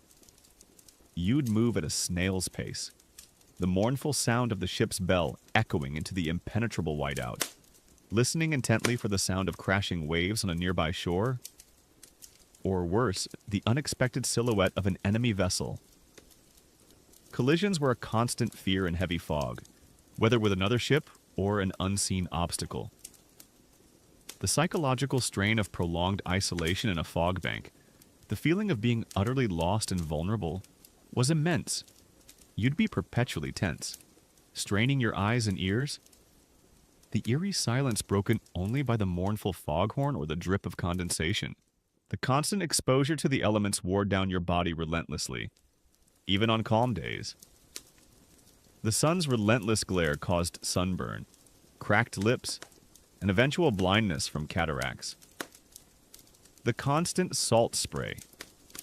Remember the salty grime from Chapter 2? It wasn't just uncomfortable, it caused skin irritation, exacerbated open sores, and made your clothes stiff and abrasive. The chill of night, even in tropical waters, seeped into your bones, leading to chronic aches and susceptibility to colds and fevers. Your body, already weakened by poor diet, was in a constant state of battle against the environment, slowly deteriorating under the relentless assault of heat. Cold, wind, and water. You rarely felt truly dry or warm, perpetually damp and chilled to the core. This constant, peculiar, low-level physical torment was as much a part of pirate life as any dramatic sword fight. Historians still widely debate the extent to which pirate captains consciously chose to operate in more treacherous, reef-laden waters as a defensive strategy against larger naval vessels, and whether this calculated risk significantly increased the likelihood of shipwrecks for their own crews. Then there's the threat of being marooned again, but this time by the sea itself, not your crew. If your ship was severely damaged and you were forced to abandon it in open water, your fate rested on the meager hope of reaching land in a small lifeboat. These boats were often overcrowded, with limited water and provisions, and completely exposed to the elements. Imagine days, or even weeks, adrift under a scorching sun. Your skin blistering, your lips cracked, your tongue swollen with thirst. You'd watch your companions slowly succumb to dehydration, their bodies wasting away, their minds succumbing to delirium. The vast, empty ocean would stretch endlessly in every direction, a cruel, mocking reminder of your insignificance. The sharks, drawn by any sign of weakness or blood, would circle ominously. This slow, agonizing descent into madness and death, far from any help, was a terrifyingly real prospect for any sailor, pirate or otherwise, whose ship met its end at sea. It truly sucked to be adrift. The psychological impact of being at the mercy of the elements was profound. You were constantly reminded of your insignificance, your fragility, in the face of nature's overwhelming power. This fostered a strange blend of fatalism and desperate prayer. You might curse the gods one moment, and then pray fervently for deliverance the next. The constant vigilance, the sudden shifts from calm to chaos, eroded your sense of security, leaving you perpetually on edge. You became intimately familiar with the moods of the ocean, learning to read the subtle signs in the sky and the waves, but always with the knowledge that even the most skilled sailor could be undone by a rogue wave or an unforeseen current. This deep, almost spiritual connection to the unpredictable power of the sea was a peculiar and terrifying aspect of every pirate's existence. The simple act of pumping bilge water was a constant, back-breaking chore that was exacerbated by storms. Remember the foul bilge water we discussed after a storm? The pumps would be working non-stop, manned by exhausted crewmen taking turns at the manual levers. Imagine the repetitive, strenuous motion, the endless gushing of foul-smelling water, your muscles burning, your hands raw, all while the ship still pitched and rolled. It wasn't glorious work. It was a monotonous, miserable necessity to keep the ship afloat. A stark reminder of the relentless battle against the sea. It truly sucked to be on pump duty. So, while the pirate stories focus on the thrill of the chase and the clash of swords, the true terror for most pirates lay in the vast, unpredictable expanse of the ocean itself. From the terrifying fury of hurricanes to the silent, agonizing torment of being becalmed, from the sudden shock of a shipwreck to the slow degradation of constant exposure, the sea was an ever-present, peculiar adversary. Every day afloat was a testament to survival, every night a prayer for continued passage, and every glimpse of land a desperate hope for reprieve from a life dictated by the merciless whims of nature. It truly sucked to live with the constant, unsettling awareness that the very ground beneath your feet could vanish at any moment, leaving you at the mercy of the indifferent deep.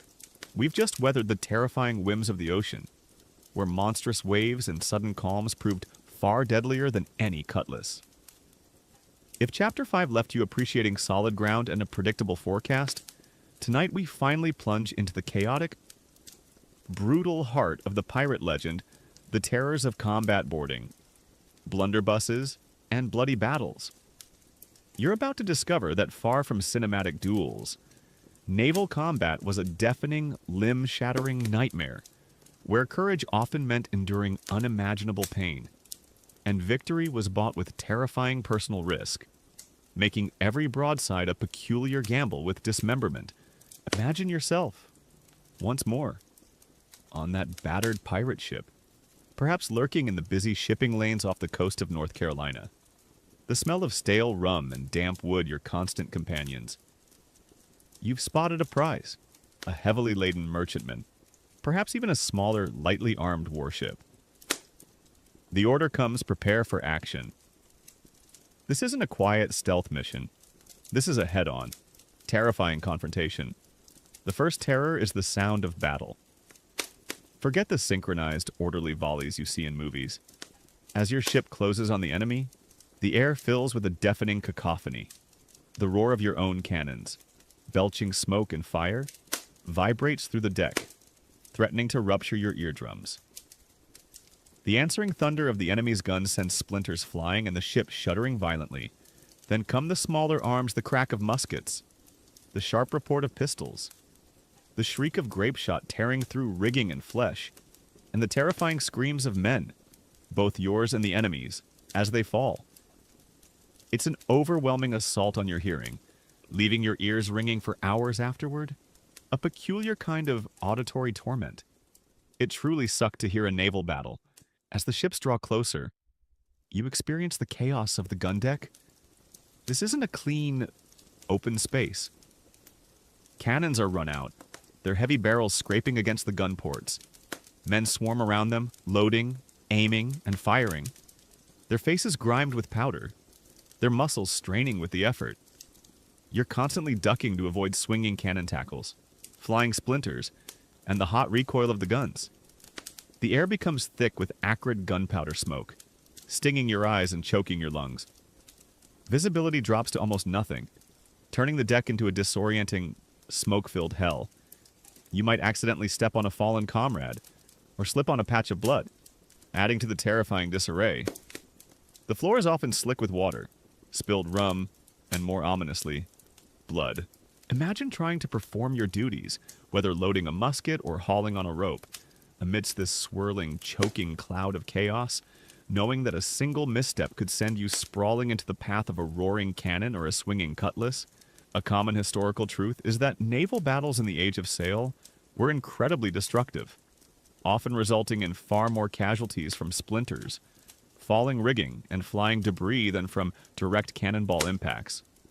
A single cannonball passing through a ship's timber could explode into hundreds of razor-sharp wooden fragments, acting like a giant shotgun blast that decimated crews, making the splinter factor a peculiar and terrifying aspect of shipboard combat. This meant that even if you avoided a direct hit, you were still highly vulnerable to devastating secondary damage. Then comes the most terrifying moment boarding. This is where the fight becomes brutally personal. Your ship grapples onto the enemy vessel, grappling hooks flung across the gap, drawing the two ships together with a sickening crunch of timbers. The command is given, "Board her." You grab your weapon, a cutlass, a pistol, a boarding axe, or perhaps even a primitive blunderbuss, a short-barreled shotgun-like weapon designed for close-range devastation. You leap across the narrow gap between the ships, often wet and slippery, your heart pounding, adrenaline surging through your veins. The enemy deck is a scene of utter mayhem. Men are locked in hand-to-hand combat, blades flashing, pistols firing at point-blank range. There's no room for fancy footwork or chivalric duels here. It's a brutal, desperate brawl for survival. Imagine the sheer violence of close-quarters combat. You swing your cutlass, a heavy, curved blade designed for hacking rather than fencing. You parry a blow, feel the jarring impact on your arm, and then thrust or slash, aiming for flesh. Pistols are single-shot affairs, fired once and then used as clubs. Boarding axes are used to hack through ropes, doors, or even bones. The fighting is incredibly intimate, face-to-face, the smell of sweat and fear mingling with the metallic scent of blood. You hear the grunts of exertion, the screams of the wounded, the wet thud of steel on flesh. You see men fall around you, their eyes wide with terror or glazing over in death.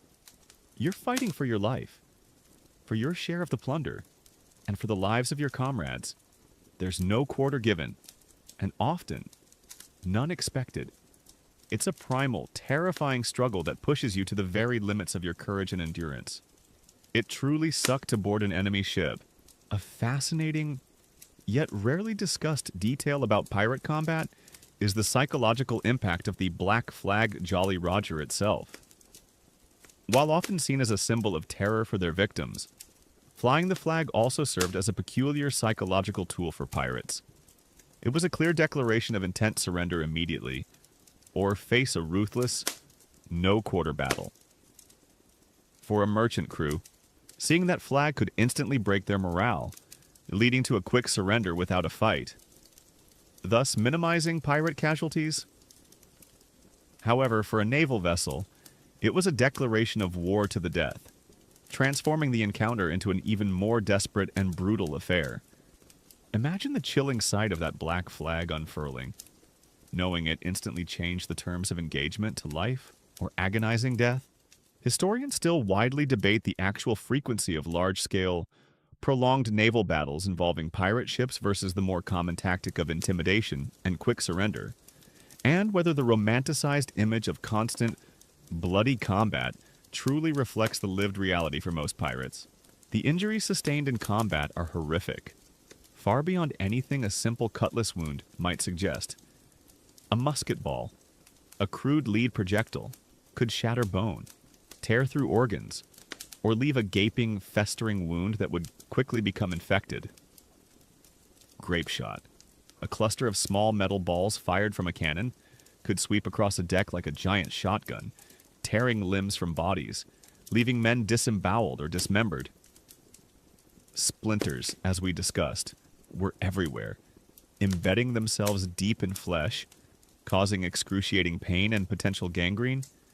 You might see a man clutching his stomach, his intestines spilling out, or another with half his face torn away. Surviving a battle often meant living with severe, lifelong disabilities: a missing arm, a mangled leg, a blinded eye, and without proper medical care, these injuries often led to a slow, agonizing death from infection or blood loss, long after the fighting had ended. It truly sucked to be wounded in battle. Then there's the threat of fire. Naval combat, with its gunpowder, wooden ships, and flammable tar, carried a constant risk of fire. A stray spark, a ruptured powder keg, or a hot cannonball could ignite a blaze that would quickly consume the ship. Imagine the terror of fighting on a deck while flames rage below, smoke filling your lungs, knowing that you might either burn to death or be forced to leap into the unforgiving ocean, only to drown or be picked off by sharks. The combination of fire, chaos, and a sinking ship was a peculiar, multi-layered nightmare. The psychological toll of combat is immense. Even if you emerged physically unscathed, the experience would leave deep, invisible scars. You witness unspeakable horrors, friends dying violently, enemies screaming in agony, the sheer brutality of man against man, the constant fear of death, the adrenaline highs, followed by the crashing lows of exhaustion and survivor's guilt, would wear down your mental fortitude. You might suffer from what we now call PTSD, experiencing flashbacks, nightmares, and a profound sense of detachment.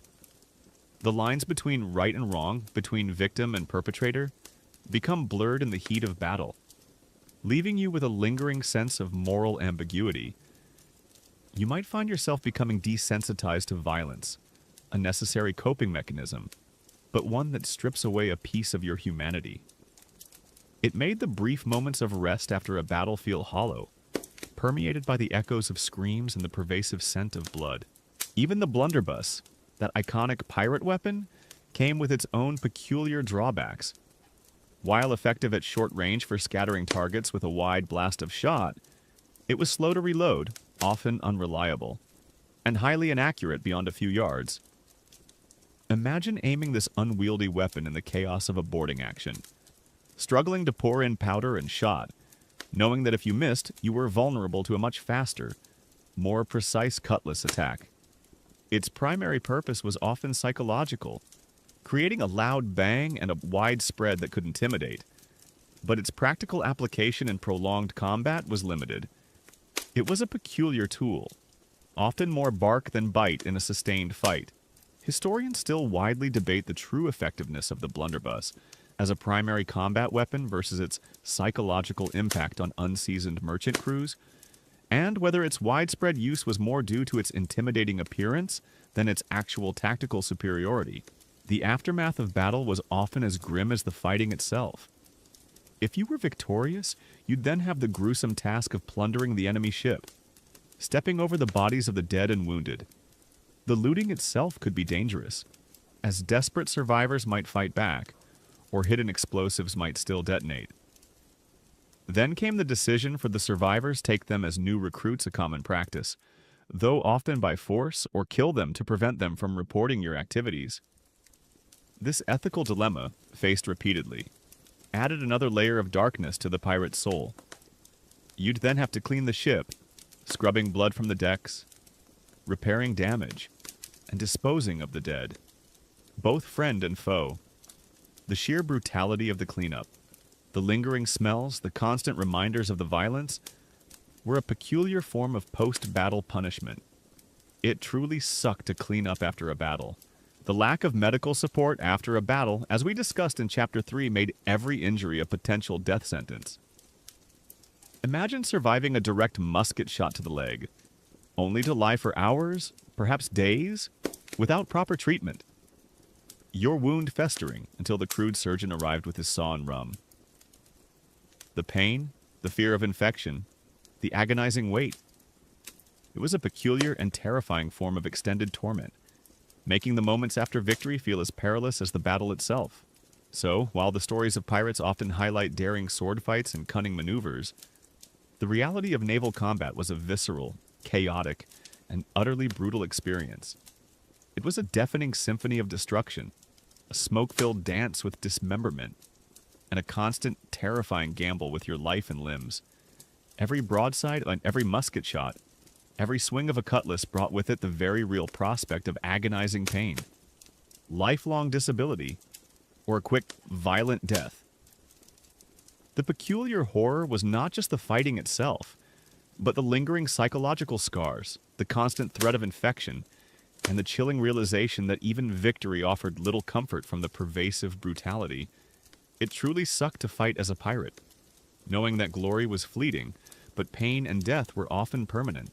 We've just emerged battered and ringing from the thunderous, splinter-ridden chaos of pirate combat, where survival was often more about luck and sheer grit than heroic prowess. If Chapter 6 left you with a newfound respect for a quiet evening and intact limbs, tonight we delve into the most insidious, unseen enemy on a pirate ship, the psychological toll paranoia, betrayal, and the shadow of the gallows. You're about to discover how a life outside the law wasn't just physically brutal, but a relentless assault on the mind, eroding trust, fostering deep-seated fear, and constantly dangling the terrifying specter of the gallows over your head, making every quiet moment a peculiar battle against your own thoughts.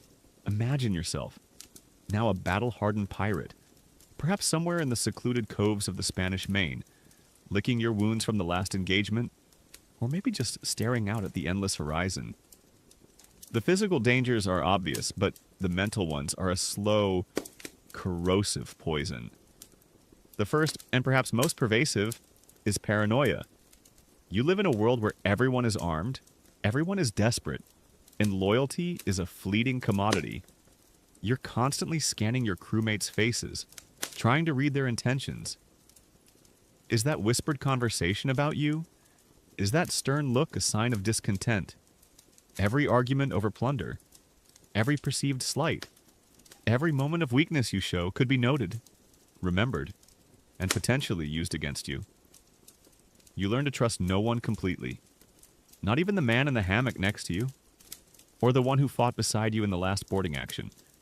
This constant vigilance, this inability to truly relax your guard, is mentally exhausting.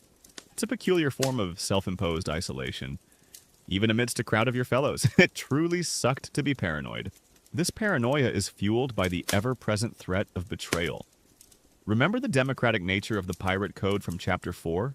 While it offered some protection against a tyrannical captain, it also meant that your captain could be deposed, or you yourself could be tried by your peers. Disloyalty, whether real or perceived, could lead to swift and brutal justice. Sometimes even death. Imagine hearing whispers of a planned mutiny against your captain, or worse, against you if you've risen through the ranks. Do you stay silent and risk being implicated? Do you speak up and risk alienating a powerful faction among the crew? Every decision carries weight, and the wrong choice could cost you your life at the hands of your own comrades. This constant internal politicking, this need to navigate the shifting sands of allegiances, creates a deeply unsettling psychological landscape. You are always watching your back, always calculating who you can trust, and knowing that even those you call brother might turn on you for a larger share of the loot, or to save their own skin. A common historical truth is that mutiny was a very real and frequent threat on pirate ships, often driven by disputes over plunder, leadership, or dissatisfaction with the captain's decisions. This inherent instability meant that pirate captains had to constantly balance their authority with the need to maintain the crew's loyalty, often leading to a fragile and dangerous power dynamic that could erupt into violence at any moment, making internal threats as significant as external ones. This pervasive threat meant that a captain's reign was often short-lived and always tenuous. The constant fear of capture and execution is a shadow that never leaves you. We've touched on it before, but let's truly let it sink in. Every time your ship approaches a port, every time you see a distant sail, every time you hear a rumor of a naval squadron in the area, your heart leaps into your throat. You know the grim reality of caught. there is no escape. The image of the gallows, of your body swaying in chains at execution dock, is a pervasive, chilling mental image. You hear the stories, you see the warnings, the bleached skeletons of captured pirates left hanging as a deterrent, and you know that could be you. This isn't a theoretical threat, it's a very real, very public, and very humiliating end. This existential dread, this constant awareness of your precarious liberty, eats away at your peace of mind, making even moments of joy feel fleeting and tainted. It truly sucked to live with the gallows hanging over your head. Beyond these immediate fears, there's the moral degradation that comes with the pirate life. You are a criminal, an outcast. You commit acts of violence, theft, and sometimes murder. Even if you try to rationalize it, it's just against greedy merchants. Or, we only hurt those who deserve it. The cumulative effect of these actions gnaws at your conscience. You might start with a justification, but over time, the lines blur. You witness atrocities, participate in them, and perhaps even commit them yourself. This slow erosion of your moral compass, this hardening of your heart, leaves you with a peculiar kind of emptiness. You become desensitized to suffering, both your own and that of others. This isn't about grand philosophical dilemmas. It's about the small, daily compromises that chip away at your humanity, leaving you a hollowed-out version of your former self. It truly sucked for your soul. A fascinating, yet rarely discussed, detail about the psychological toll on pirates is the prevalence of alcoholism and rampant gambling as desperate coping mechanisms. Faced with constant stress, fear, and boredom, pirates often turn to excessive drinking, not just for pleasure, but to numb the pain, escape the grim reality, or find temporary courage. Similarly, gambling became an obsessive distraction, a way to chase fleeting excitement or the illusion of control in a life where little else was certain. These peculiar and often self-destructive habits highlight the immense psychological pressure they faced and their desperate attempts to find any form of mental escape. Imagine desperately craving the numbing haze of rum or the fleeting thrill of a card game, knowing it only offered a temporary relief from an unbearable reality. Historians still widely debate the extent to which these destructive coping mechanisms contributed to internal strife and violence on pirate ships, and whether they ultimately undermined the very cohesion and discipline they were meant to alleviate. The isolation from normal society is another profound psychological burden. You are cut off from family, from friends, from any form of stable community. You can never truly go home again without risking capture. Your identity shifts from a person with roots and connections to a nameless, transient outlaw. This forced separation, this severing of ties, leaves you with a deep sense of loneliness and rootlessness. You miss the simple comforts a mother's embrace, a father's guidance, the laughter of children, the stability of a familiar town. These losses, though intangible, weigh heavily on your spirit, contributing to a profound sense of melancholy. You are free. Yes, but free from everything that makes life truly meaningful. It truly sucked to be alone. Even the moments of idle reflection are often filled with regret or despair. When the ship is quiet, when there's nothing but the endless expanse of the ocean, your mind wanders. You think of the life you left behind, the choices you made, the people you wronged. You might dwell on past mistakes, on missed opportunities, on the innocent lives affected by your actions. There's no escaping these thoughts, no therapist to talk to, no way to process the trauma and guilt. The sea, which offers such physical freedom, becomes a mental prison, reflecting back your own troubled conscience. The peculiar silence of the open ocean often amplified these internal torments, turning moments of calm into periods of profound unease. Then there's the loss of hope for the future. For most pirates, there was no retirement plan, no prospect of a peaceful old age. You lived for the moment, for the next prize, for the next bottle of rum. The idea of a long, happy life was a fantasy. Your future was bleak, either a quick, violent death in battle, a slow, agonizing end from disease, or the public humiliation of the gallows? This lack of a positive future, this pervasive fatalism, stripped away any motivation for self-improvement or long-term planning. You just existed, day to day, trying to survive, with no real destination in mind. This psychological dead end was perhaps one of the most debilitating aspects of pirate life. It truly sucked to have no future.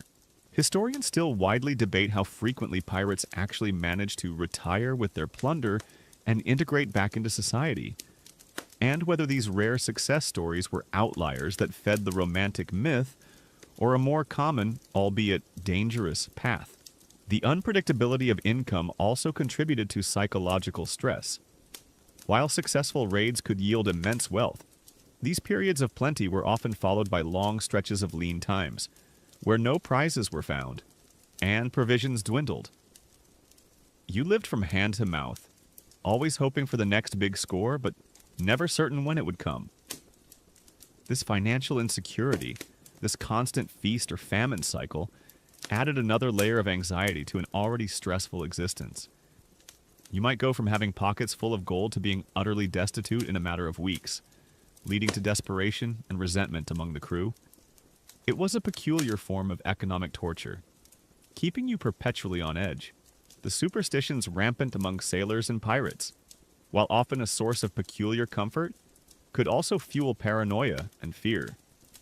Believe in bad omens, in curses, in the wrath of the sea gods or vengeful spirits. A broken mirror, a sighting of an albatross or killing one, or a particular dream could be interpreted as a sign of impending doom. This pervasive belief in the supernatural, while providing a framework for understanding an unpredictable world, also meant that any misfortune could be seen as a sign of divine displeasure or a curse, adding another layer of anxiety to your already burdened mind. Imagine living in constant fear that an arbitrary sign might foretell your doom, or that a crewmate's peculiar ritual might accidentally bring bad luck upon the entire ship. The leadership burden on a pirate captain was immense, even with the democratic elements. While the crew elected him, he was ultimately responsible for their survival and success. He had to navigate treacherous waters, choose profitable targets, maintain discipline among a volatile crew, and face the wrath of powerful navies. The constant pressure of these responsibilities, coupled with the knowledge that his life was always on the line from both external and internal threats, created a peculiar and profound psychological burden. He was both leader and prisoner, a king on a floating throne of constant peril. It truly sucked to be a pirate captain. So, while the physical dangers of piracy were brutal and undeniable, the true insidious horror lay in the psychological gauntlet you faced every single day. The constant paranoia, the fear of betrayal from those you called comrades, the omnipresent shadow of the gallows, the slow erosion of your moral compass, the profound isolation from all you once knew, and the utter lack of hope for a peaceful future. These were the unseen enemies that slowly, relentlessly devoured your mind and spirit. You might survive the storms and the battles, but the peculiar, silent war waged within your own head was often the most devastating, leaving you a shell of a human being, haunted by your choices and forever looking over your shoulder. It truly sucked to be a pirate, for your mind was never truly free. We've just navigated the treacherous mental waters of a pirate's existence, where paranoia and the constant shadow of the gallows gnawed at the very fabric of their sanity. If Chapter 7 left you appreciative of a clear conscience and a stable social circle, tonight we confront the grim, often agonizing, conclusion of many pirate careers: captivity, torture, and the end of the line. The grim fate of a captured pirate. You're about to discover that for those who evaded death in battle, a far more prolonged and dehumanizing ordeal awaited, where every whispered interrogation and every public spectacle of justice served as a terrifying, peculiar ritual of state control. Imagine yourself once again aboard that battered pirate ship, but this time, the roar of battle has faded, replaced by the chilling silence of defeat. Your vessel has been outmaneuvered, outgunned, or perhaps simply overwhelmed by a larger, more disciplined naval warship. Perhaps a British frigate from the Royal Navy. Cruising off the coast of Virginia, determined to stamp out the pirate menace. The terrifying realization dawns on you. You have been captured. This isn't a simple surrender. This is the end of your self-proclaimed freedom, the shattering of your rogue's dream. The officers from the king's ship are now swarming your deck. Cutlasses drawn, muskets leveled.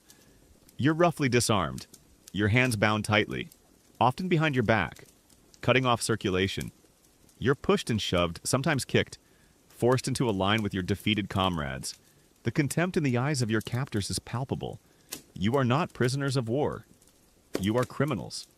Scum. The lowest of the low. It truly sucked to be captured.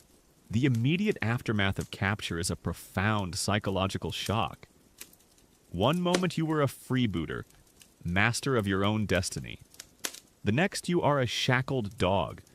You are stripped of any distinguishing clothing, your meager possessions confiscated. The first few hours or days are spent in cramped, unsanitary confinement below decks on the naval vessel, often in the bilge or the ship's brig. A dark, damp, airless hole that makes your old pirate quarters seem luxurious. You're denied food and water, often for extended periods, as a deliberate measure of breaking your will. The constant rocking of the ship, combined with your hunger and thirst, often leads to seasickness, adding to your misery. You're left in darkness, left to contemplate your grim future. The whispers of your fellow captured pirates, filled with despair and fear. This isn't just about physical restraint. It's about immediately crushing your spirit and reminding you of your utter powerlessness. A common historical truth is that captured pirates were rarely treated as legitimate prisoners of war, but rather as felons. They faced little to no legal rights, were often held in extremely harsh conditions, and were almost always destined for summary trials by admiralty courts where convictions were virtually guaranteed, leading to public execution by hanging. This stark legal distinction eliminated any hope of parole or lenient treatment, making capture equivalent to a death sentence. Then comes the interrogation. This isn't the sophisticated psychological manipulation of modern intelligence agencies. This is blunt, brutal, and often physically painful. You might be questioned by the naval captain or by a representative of the admiralty when you reach port. They want information, the names of other pirates, the location of their hideouts, the whereabouts of stolen treasure, and details about their confederates on shore. Your initial refusal is met with escalating forms of coercion. You might be subjected to strappado, where your hands are tied behind your back and you're hoisted into the air by a rope, dislocating your shoulders with agonizing pain, or perhaps the boot, a crushing device designed to slowly break the bones in your leg, or simply repeated brutal beatings with fists, clubs, or ropes. Imagine the searing pain, the desperate desire for it to stop, the agonizing choice between betraying your comrades or enduring more torment. There are no rules, no limits to what your captors might do to extract information. And they are masters of inflicting just enough pain to break you without killing you. It truly sucked to be interrogated.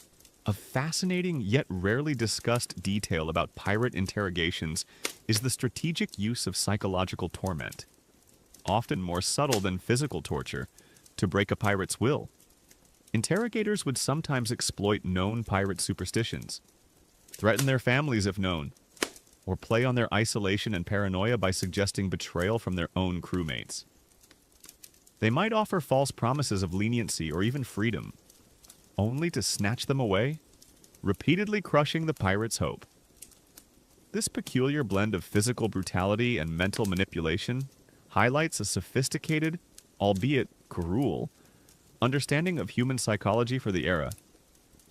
Imagine being offered a false choice, a glimmer of hope, only to have it cruelly extinguished, over and over again, until your mind itself became a peculiar prison.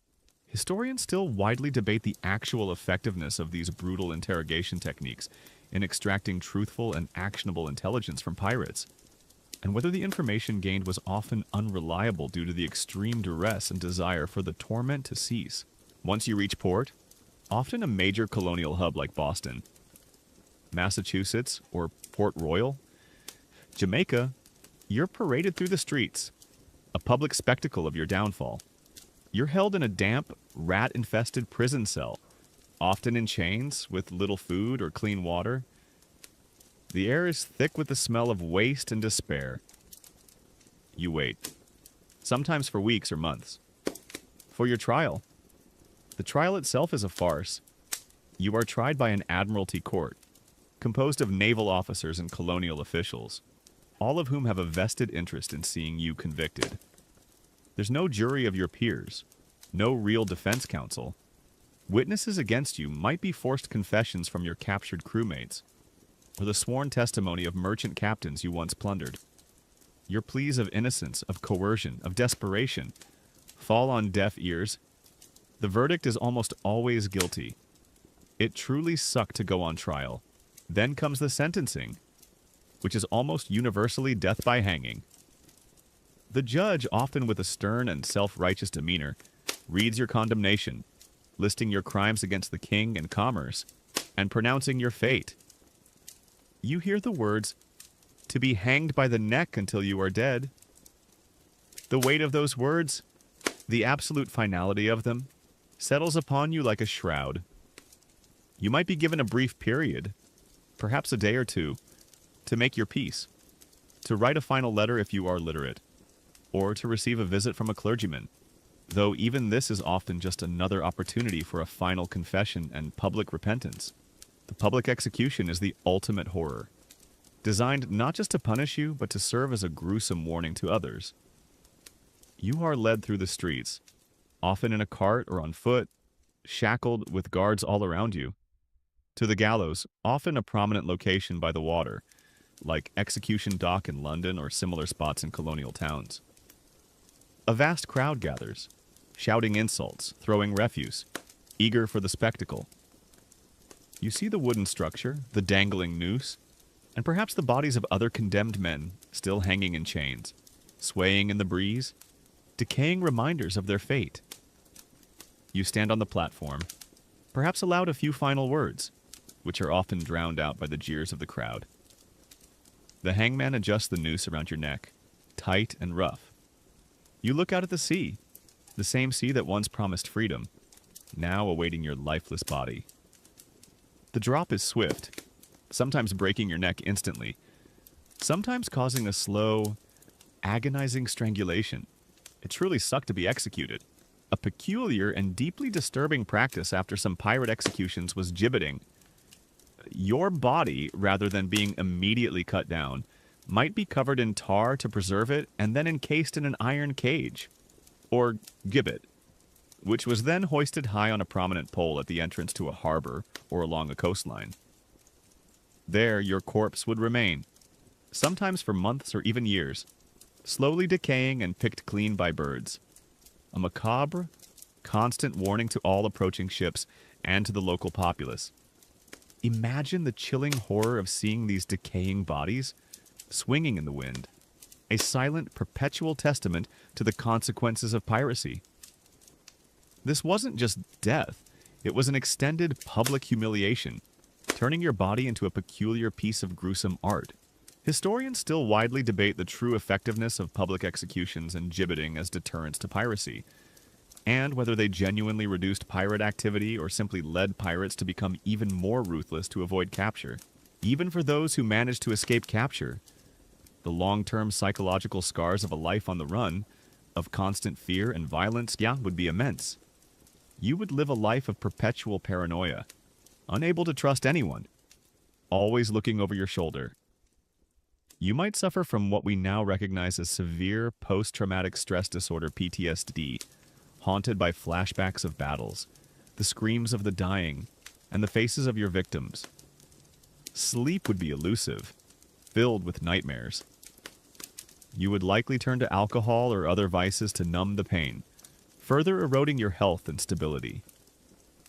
The freedom you sought would become a solitary confinement of the mind, a peculiar kind of self-imposed prison that offered no escape. It truly sucked to escape, but still be haunted. The fate of the families of captured or executed pirates was also grim. Often, they were left destitute, their homes perhaps seized, their reputations ruined. The stigma of being related to a pirate would follow them, making it difficult to find work or acceptance in society.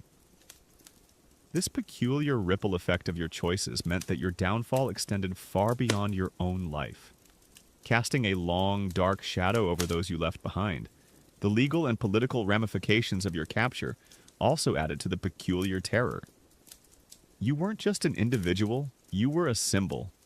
Your trial, your execution, was a political statement, a demonstration of the king's power and resolve to maintain order on the high seas. You were a pawn in a larger game. Your death meant to send a message to all who dared defy imperial authority.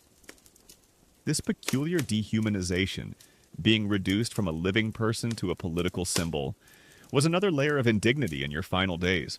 So, while the romantic tales of piracy end with a triumphant return to hidden treasure, the grim reality for most captured pirates was a descent into an abyss of pain, humiliation, and public execution. From the brutal moment of capture to the agonizing interrogations, the farcical trials, and the public spectacle of your death, every step of the process was designed to strip you of your dignity and serve as a chilling warning. The peculiar horror was not just the ending itself, but the deliberate, dehumanizing rituals that preceded it, making your final moments a terrifying, unescapable performance of state power. It truly sucked to be a captured pirate, where even death was not an escape from torment, but a final public act of terror.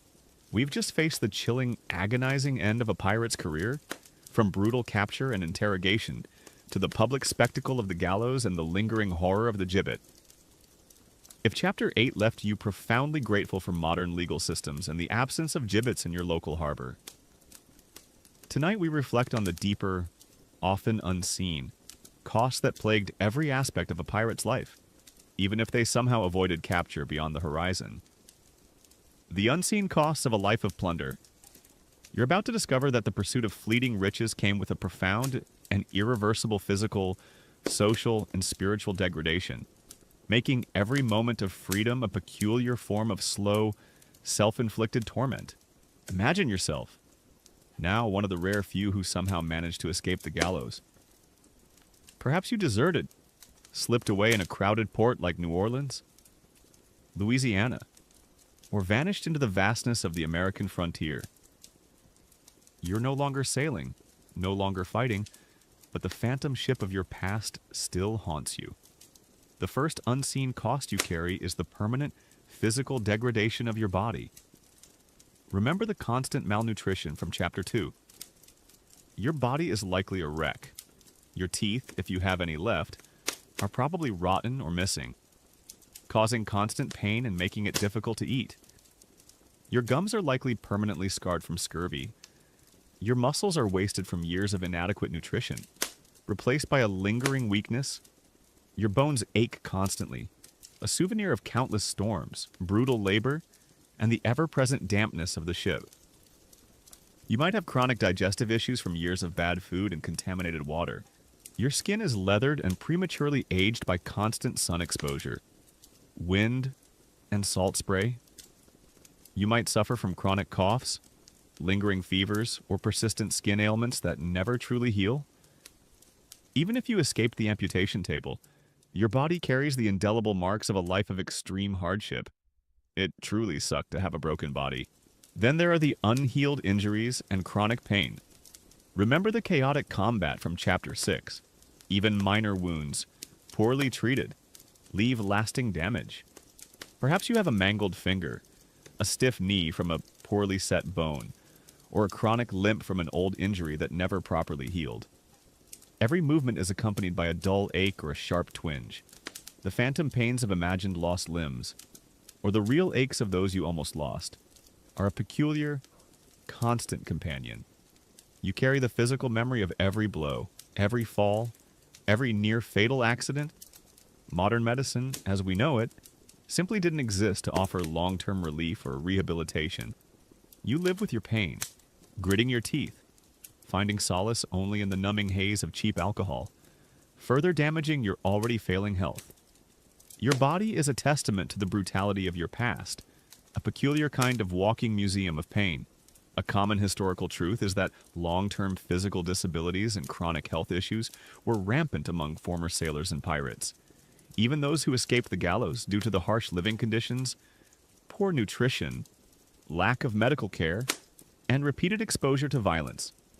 Conditions like severe dental decay, chronic infections, crippling arthritis, and permanent injuries were often the norm, severely impacting their quality of life and lifespan even after leaving the sea. This meant that a successful pirate often retired to a life of quiet suffering and physical deterioration. The psychological scars are perhaps even more debilitating. Remember the paranoia from Chapter 7, the constant fear of betrayal and capture. This doesn't simply vanish when you step off the ship. You live in a constant state of hypervigilance, always looking over your shoulder, convinced that every stranger is a potential informer, every unfamiliar face a bounty hunter. You jump at sudden noises, flinch at unexpected touches. Sleep is elusive, haunted by nightmares of storms, battles, and the faces of those you killed or wronged. You might suffer from severe post-traumatic stress disorder, PTSD, reliving the horrors of combat or the terror of near capture. Social interactions become incredibly difficult. You struggle to trust others, to form meaningful connections, or to relax in the presence of strangers. Your mind is a peculiar, self-inflicted prison of fear and suspicion. It truly sucked to have a broken mind. This psychological torment is often compounded by alcoholism and addiction. Remember the rampant gambling and drinking as coping mechanisms from Chapter 7. Years of relying on rum to numb the pain, to escape the crushing reality of pirate life, leave you with a crippling dependency. You spend your meager earnings on liquor, trying to drown out the demons in your head. But the escape is fleeting, replaced by deeper despair, further health problems, and social alienation. You might also struggle with other vices, desperately seeking any form of fleeting pleasure to fill the void left by a life devoid of true purpose or connection. This isn't a casual indulgence, it's a desperate, self-destructive cycle that traps you long after you've left the open sea. A fascinating, yet rarely discussed detail about former pirates is their peculiar difficulty in reintegrating into any form of stable, conventional society, even if pardoned. Many struggled with the mundane routines of civilian life, finding farming, trades, or even simple domesticity unbearably boring after the constant adrenaline and freedom of piracy. Their rough manners, quick tempers, and distrust of authority figures often made them unsuitable for settled communities, leading many to drift back to a life of petty crime, unemployment, or even to join new pirate crews, highlighting a peculiar form of social unfitness. Imagine finding the quiet life more terrifying than a storm at sea. Historians still widely debate whether this inability to reintegrate was primarily due to societal rejection and legal stigma, or a genuine psychological and cultural shift within the pirates themselves, making them truly unfit for conventional living. The social isolation and stigma you carry are immense. You are a marked man, a former pirate. Your name, if it became known, would be synonymous with infamy. If you try to return home, you face arrest, or worse, social ostracization. You are shunned by respectable society, unable to find legitimate work, unable to marry into a good family, unable to simply walk freely without fear of recognition. You might live under an assumed name, constantly hiding your past, always wary of old acquaintances or vengeful victims. This forced anonymity, this constant need to conceal your true identity, prevents you from forming genuine connections, leaving you profoundly lonely. You are free. Yes, but free to be an outcast, forever branded by your choices. It truly sucked to be an outcast. Even if you managed to secure some plunder, it often brought little long-term happiness. Remember the fleeting nature of riches. Pirates were notorious for spending their loot lavishly and quickly in port. on drink, gambling, and women. They lacked the financial literacy or foresight to invest or save. So, even if you gained a fortune, it was often gone as quickly as it came, leaving you back in destitution, perhaps with only a few scars and a bad reputation to show for it. The promise of wealth, the driving force behind so much of the risk, turned out to be a peculiar, fleeting illusion, often leaving you poorer in spirit and health than when you started.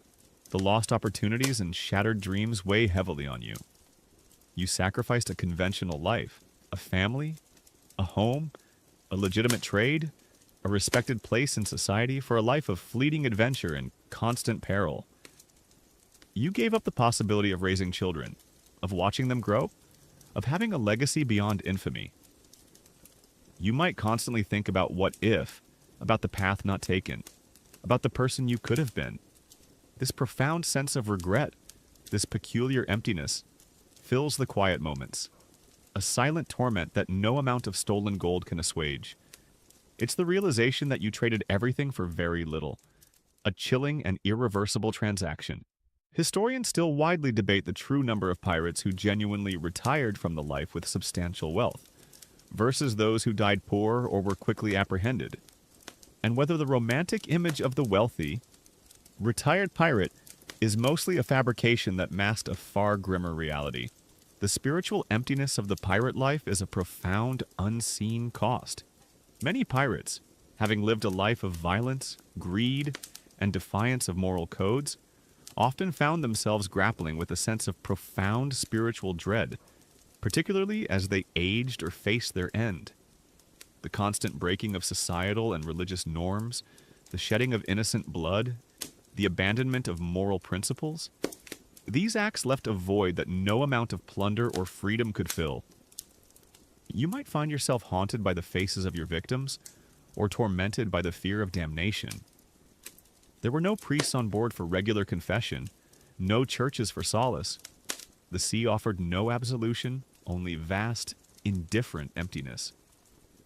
This peculiar, unspoken spiritual burden was often a quiet, corrosive torment, leaving you feeling profoundly lost and alone, even in the afterlife. It truly sucked to lose your soul. Even the constant need to evade justice, even after leaving the sea, was a unique burden. You couldn't simply walk into any town or city. You lived with a constant fear of being recognized, of a bounty hunter's keen eye or a curious official. This meant living in obscurity, in remote areas, or constantly moving from place to place, never truly settling down. Your freedom became a peculiar form of nomadic imprisonment, forever on the run, forever looking over your shoulder. This lingering threat made true peace of mind an impossibility, turning every shadow into a potential pursuer. The impact on family, even if you never returned, was another unseen cost.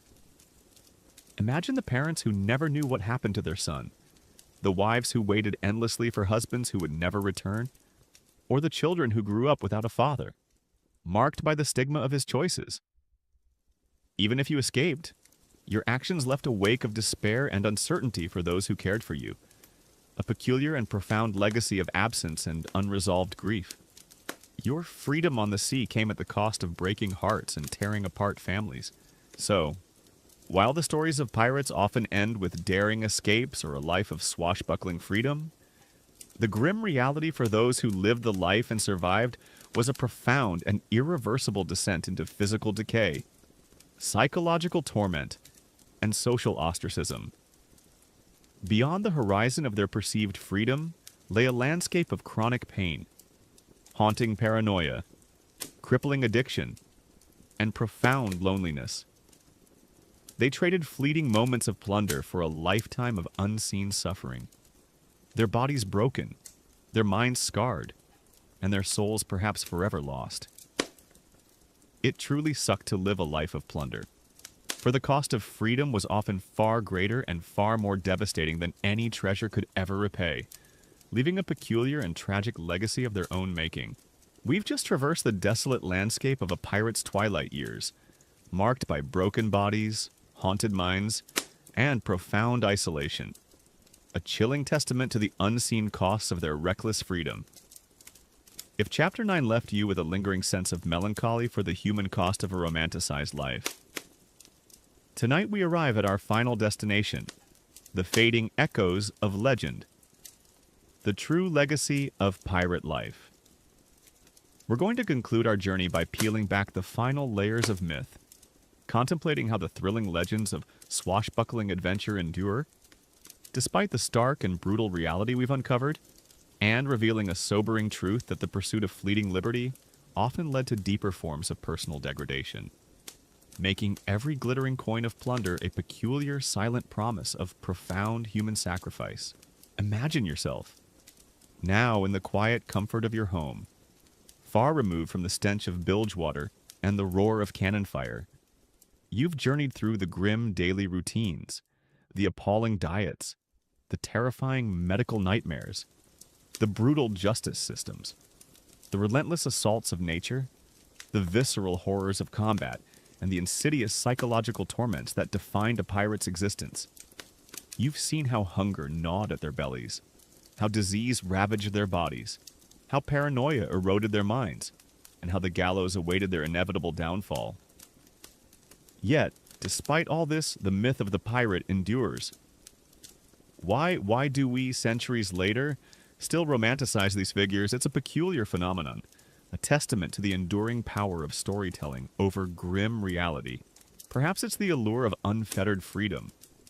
In a world often constrained by rules, responsibilities, and societal expectations, the idea of a life lived completely outside the law, beholden to no king or country, holds a powerful, almost primal appeal.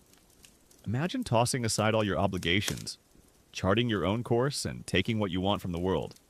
This fantasy of absolute autonomy, however fleeting and dangerous, whispers to a deep-seated human desire to escape the mundane. You can almost feel the wind in your hair, the boundless horizon beckoning, the taste of salt on your lips. A visceral, peculiar invitation to abandon all constraints. It truly sucked to have only illusory freedom. Another powerful element of the myth is the promise of immense, easy riches. Who hasn't dreamed of stumbling upon a chest overflowing with gold, jewels, and precious artifacts? The legends speak of buried treasure, of fortunes amassed in a single daring raid, enough to live like a king for the rest of your days. This fantasy of instant wealth, without the tedious labor of conventional life, fuels our imaginations.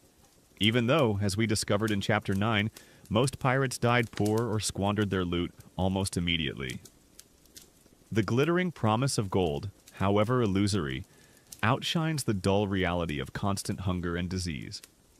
This peculiar financial fantasy, so often debunked by history, continues to captivate.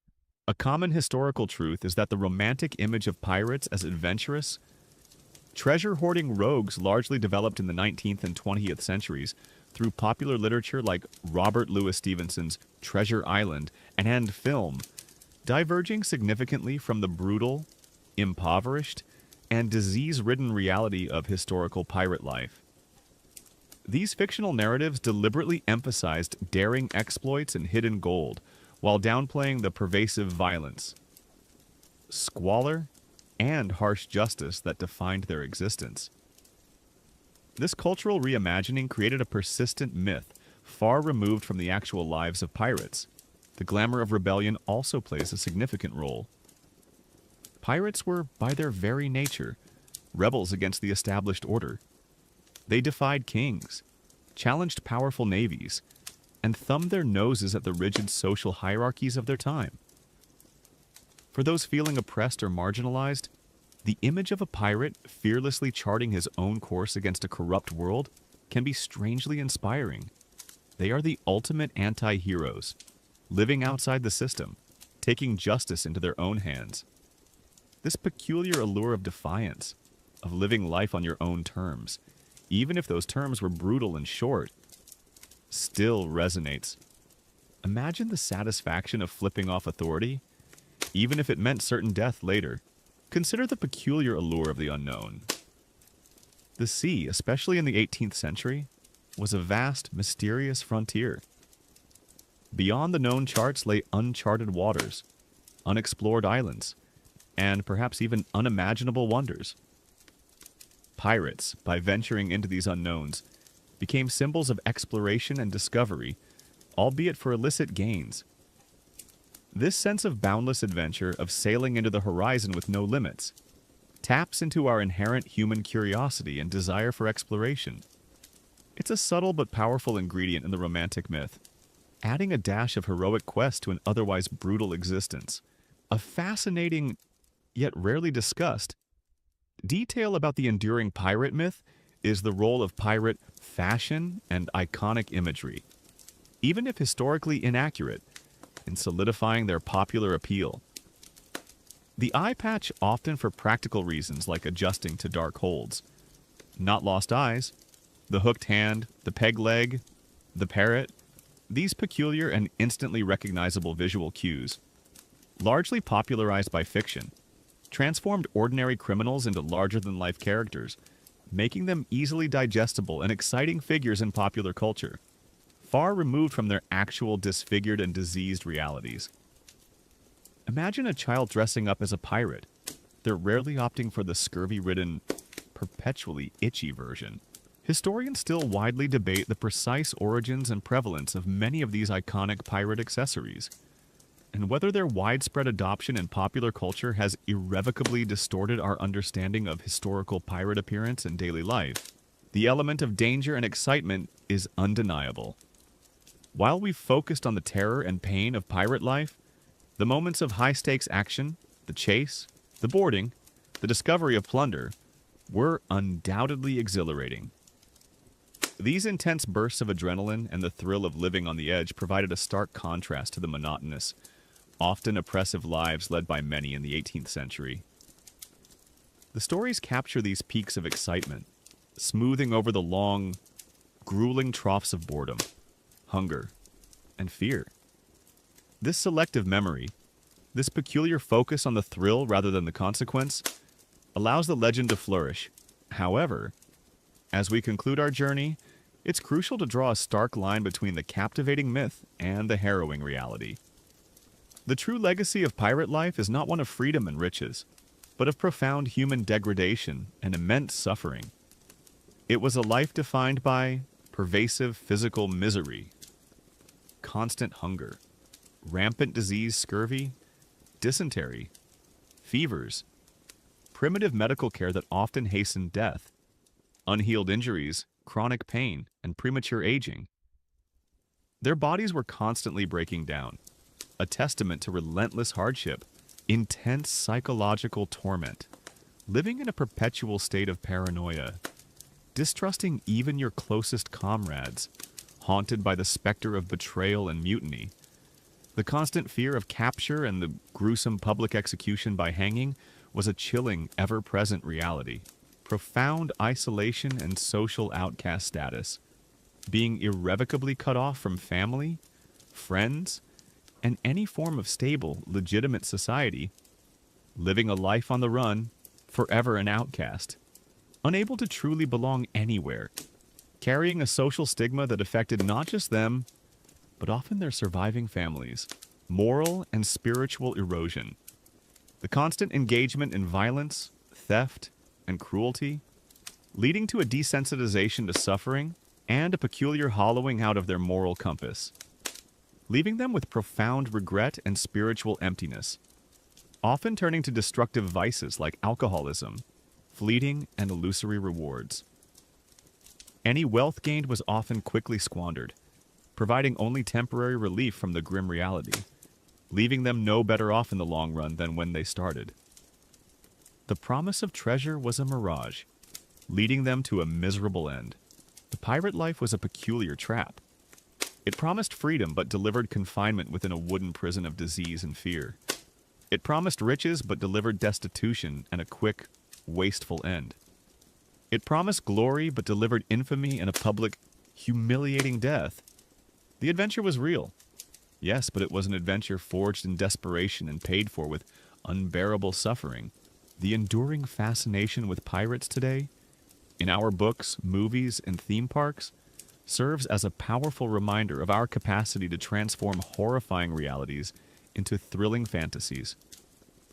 We gloss over the pervasive filth, the agonizing pain, the deep-seated fear, and the lonely deaths to embrace a cleaner, more palatable version of rebellion and adventure. Perhaps it's a necessary form of escape, a way to experience danger from the safety of our homes. But as you dim the lights tonight, remember the true price of that peculiar freedom. Remember the pirate who died of scurvy, toothless and wasting away, rather than in a blaze of glory. Remember the one who was marooned staring at an empty horizon rather than counting his gold. And remember the one who swung from the gallows, a public spectacle, rather than sailing off into the sunset. The real legacy of piracy is not a romantic swashbuckler, but a grim, cautionary tale.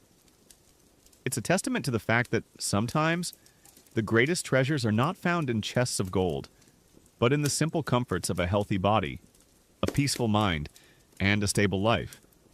Things the historical pirate rarely, if ever, possessed.